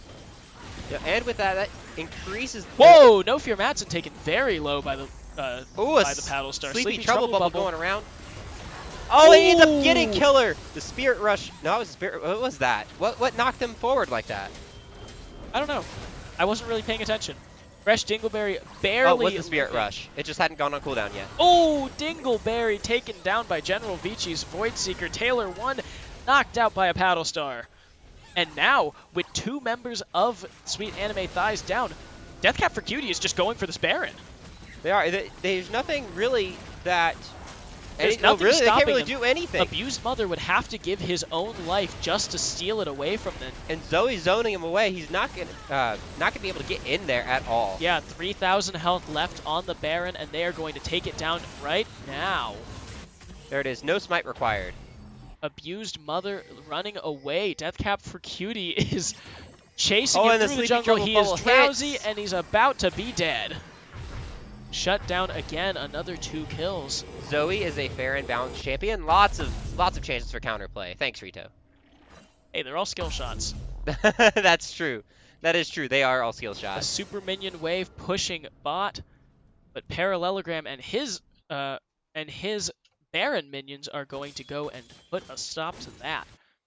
Now still a 5,500 gold lead for Sweet Anime Thighs, but that gold lead, even though it has grown slightly in the past few minutes, it's only, it's less and less impactful as the game goes longer. 5,500 doesn't mean nearly as much as 4,000 did 10 minutes ago.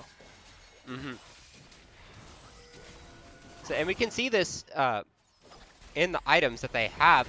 There's other, I mean, of course, other than the jungler, there's not a whole lot of discrepancy in the, like, one item, or like 2 items, two and a yeah. half items, like, because Basically, yeah. everyone is basically everyone- all matched up. They have 1.5 or 2.5 items already. Yeah, Parallelogram still pretty far behind Fresh Dingleberry. The 1 and 6 Jace versus the 3 and 2 Kled. Kled also offers much more utility to his team in the form of charge and the threat of the Bear Trap on a Rope CC. So, in general, Parallelogram isn't doing nearly as much, and he is reduced to clearing the super minion wave that is forming on the bot side. Yeah, and it looks like Killer is following in the example of the Kaisa from a few games before. Tien Sama hasn't buying bought boots. boots yet. Let's go. 30-minute boots. It's less egregious on Ahri, I'll give it that, That's true, 'cause, because of the this- repositioning from her ultimate. Yeah. But just that extra bit of magic pen from Yeah, the Sork shoes helps a lot. Especially since nobody on the side of Deathcap for Cutie has bought Magic Resist yet. Used Mother moving a little far forward. Long White Ditka chasing. Gets rooted up. The Stranglethorn comes out, and he's going to go down. That was definitely a very good Stranglethorn coming out. I'd Yeah, say this is the best Stranglethorn we've seen this game. so far. And the although No Fear Matson ended up using the Chain of Corruption, I don't think it was quite necessary. But he just wanted to secure the kill. And now he does not have that for the next team fight. Chunk damage coming from Parallelogram and Marco Rubio means that a lot of these squishy members of Sweet Anime Thighs have to back off. Killer taking the blue buff. And there we go. It took a second. Ahri doesn't do a lot of auto attack damage. A minute until Dragon, and it will be an Ocean Drake. That will serve Sweet Anime Thighs very well if they end up getting it, being able to survive through some of this poke damage that Marco Rubio and Parallelogram are offering. Well, I say the big thing is though if they're going to be able to survive the poke damage of Marco Rubio. Yeah, I mean, Bubble Paddle Star could spell instant death for Matson or yeah, Taylor. but Ocean Drake doesn't do anything to stop that. It's after, That's after you're dead. Yeah. Greatest Kicks in, greatest it kicks CC in the after game. Kicks in after you're out of combat. Once you're out of combat against Sleepy Trouble Bubble Paddle Star, that's called respawning. Yeah. Death is the greatest CC. Setting up some vision around this dragon. Fresh Dingleberry looking to clear out any wards that Deathcap for Cutie might have snuck in. Parallelogram gets half health by an Ahri combo and now flashes away. Long White Ditka taking damage as well. Charge coming out, and now Taylor 1 going to die.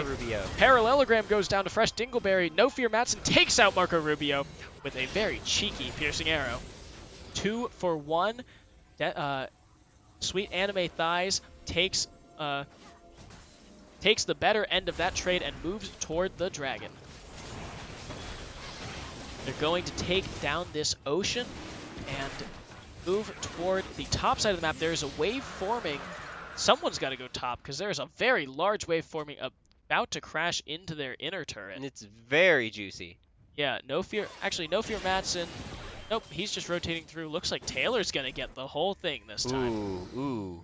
Whole enchilada, as they say. That's I don't as a support when you get a good flash charm. Wow. Now Abused Mother takes down Prone Bone. The Killer did all the work though. This bottom lane inhibitor gets taken down. Killer Spirit rushes forward. Doesn't quite hit the charm on Parallelogram. Now they're looking for this middle inhib turret. That is going to go down effortlessly, and they back off before an actual fight can be had. Killer is drowsy, killed. Parallelogram is going to run forward. Fresh Dingleberry is going to be taken down as well. No Fear Matson running away as fast as he can. Taylor 1 is going to get caught by Marco Rubio. Sleepy Trouble Bubble. Now he's going to go down as well. 3 for 1. They opened up the inhib, but at what cost? Deathcap for Cutie is going to take this turret. Well, there In is the mid lane. No big objectives on the map for over a minute. Baron is not up at the moment. There's not a whole lot they can do other than take these outer couple turrets. Yeah, Parallelogram looking to push in this minion wave and try and get this inner turret away from Deathcap for Cutie, or try and get this away from Sweet Anime Thighs rather. For Deathcap for Cutie. For Deathcap for Cutie. Thank you. That's going to. Oh no, they're not going to quite get it. Abused Mother is here to stop them, as well as the anti-siege from No Fear Matson. 3, 1, and 8. Varus finished his 3 items. He has his Runan's Hurricane, so in a team fight, if he doesn't die, he will do tons of damage. Yes, definitely. Aaron coming up in 30 seconds. You've got to question Deathcap for Cutie sending all 5 members back. They're giving They've up just all given up the vision. Yeah, right they've here given that up they have. all vision, all pressure, and now Fresh Dingleberry and the rest of Sweet Anime Thighs, with all of this newfound vision control, can do whatever they want around this Baron. Deathcap for Cutie will be none the wiser. Parallelogram still top lane. He has the teleport to go support his team, but that will bring him in later than he might need. And there's not a lot of good TP places to go in. Oh, Prone Bone, caught by the charm, is forced to... No, he doesn't have flash. He's just going to die. Charge coming in right down the mid lane. It's going to jump right onto Long White Ditka. Taylor 1 throwing in some Grasping Vines. Fresh Dingleberry going to pop the Scarl. Chain of Corruption coming out, and Long White Ditka is going to go down. Marco Rubio on the backside, hoping to find Taylor 1 or Fresh Dingleberry, both very low, but the mid inhib is going down. General Vici has Killer Instinct, but he gets Fresh Dingle... No! Fresh Dingleberry lives on a sliver of health. General Vici flashed away in the last fight, can't chase over the wall. Battlestar just going short of the Sleepy Trouble bubble. That was well played relative to both sides. I feel like it was unfortunate for Deathcap for Cutie that Long White Ditka had to die, but I feel like in that case... And now with Long White Ditka dead, it just means that the rest of Sweet Anime Thighs is going for the Baron. They're going to be able to get it unless someone can come in for the hero steal. Killer waiting on the side, hoping to stop anyone who tries. Marco Rubio hits Taylor, but not going to quite. He gets the kill. The Zanya's Hourglass comes out. 4 members of Sweet Anime Thighs with the Baron buff. Taylor 1 giving his life to ensure that his team secured it safely. No, that's not Elder Drake. That's going to be another regular Drake. A regular elemental Drake coming up in just under 2 minutes. We've got a 5 Drake game. Yeah, you don't see that every day. No, which one? Matson with the red buff. Let's see what kind of Drake it is. It's gonna going to be another ocean. All right, that's gonna. Yeah, everyone. We've got a flowering of Drakes today. Yeah, Abused Mother nearing full build, going for that Titanic Hydra. Parallelogram going, almost finishing his 4th item. I'm guessing it's going to be a Lord Dominic's. Yes. Lord Dominic's, or do you think it might be a Mortal Reminder? I don't know. I actually don't know what both of them build out of, so. General Vici has a stopwatch in his inventory, so if he gets caught by something, that could end up saving his life. No Fear Matson also, with the QSS, will be able to cleanse any CC that comes his way. Going to effortlessly take that inhibitor turret, take this inhibit. That is 3 down for Sweet Anime Thighs. They can push in to the base. Marco Rubio going to get caught by the Rek'Sai ultimate. He's going to die. Long White Ditka moving forward, but General Vici is rooted now. He uses his stopwatch, but then the rest of the team collapses on him. Killer Instincts away, and now Long White Ditka is dead. That's 3 members for nothing. They're going to take both Nexus turrets, and that's going to be the game. Sweet Anime Thighs finishing off Deathcap for Cutie. Woo. Whew. lot of action going on in that game. A lot of things going on. Once again, another game going in through the jungle. Abused Mother just completely steamrolling that game. Yeah, so that was the last game of the day. Sweet Anime Thighs crushing the skulls of Deathcap for Cutie with their sweet anime thighs. And Crushing skulls like sparrow eggs between thighs. yeah. Yeah. So that was our final game of the day. The standings are updated on the website GetRECt.club. And so the next week's schedule is also on there. I will actually, let's read it now just to see who is playing who. Yep, let's go take a look. All right, week 2 for Gold Demacia.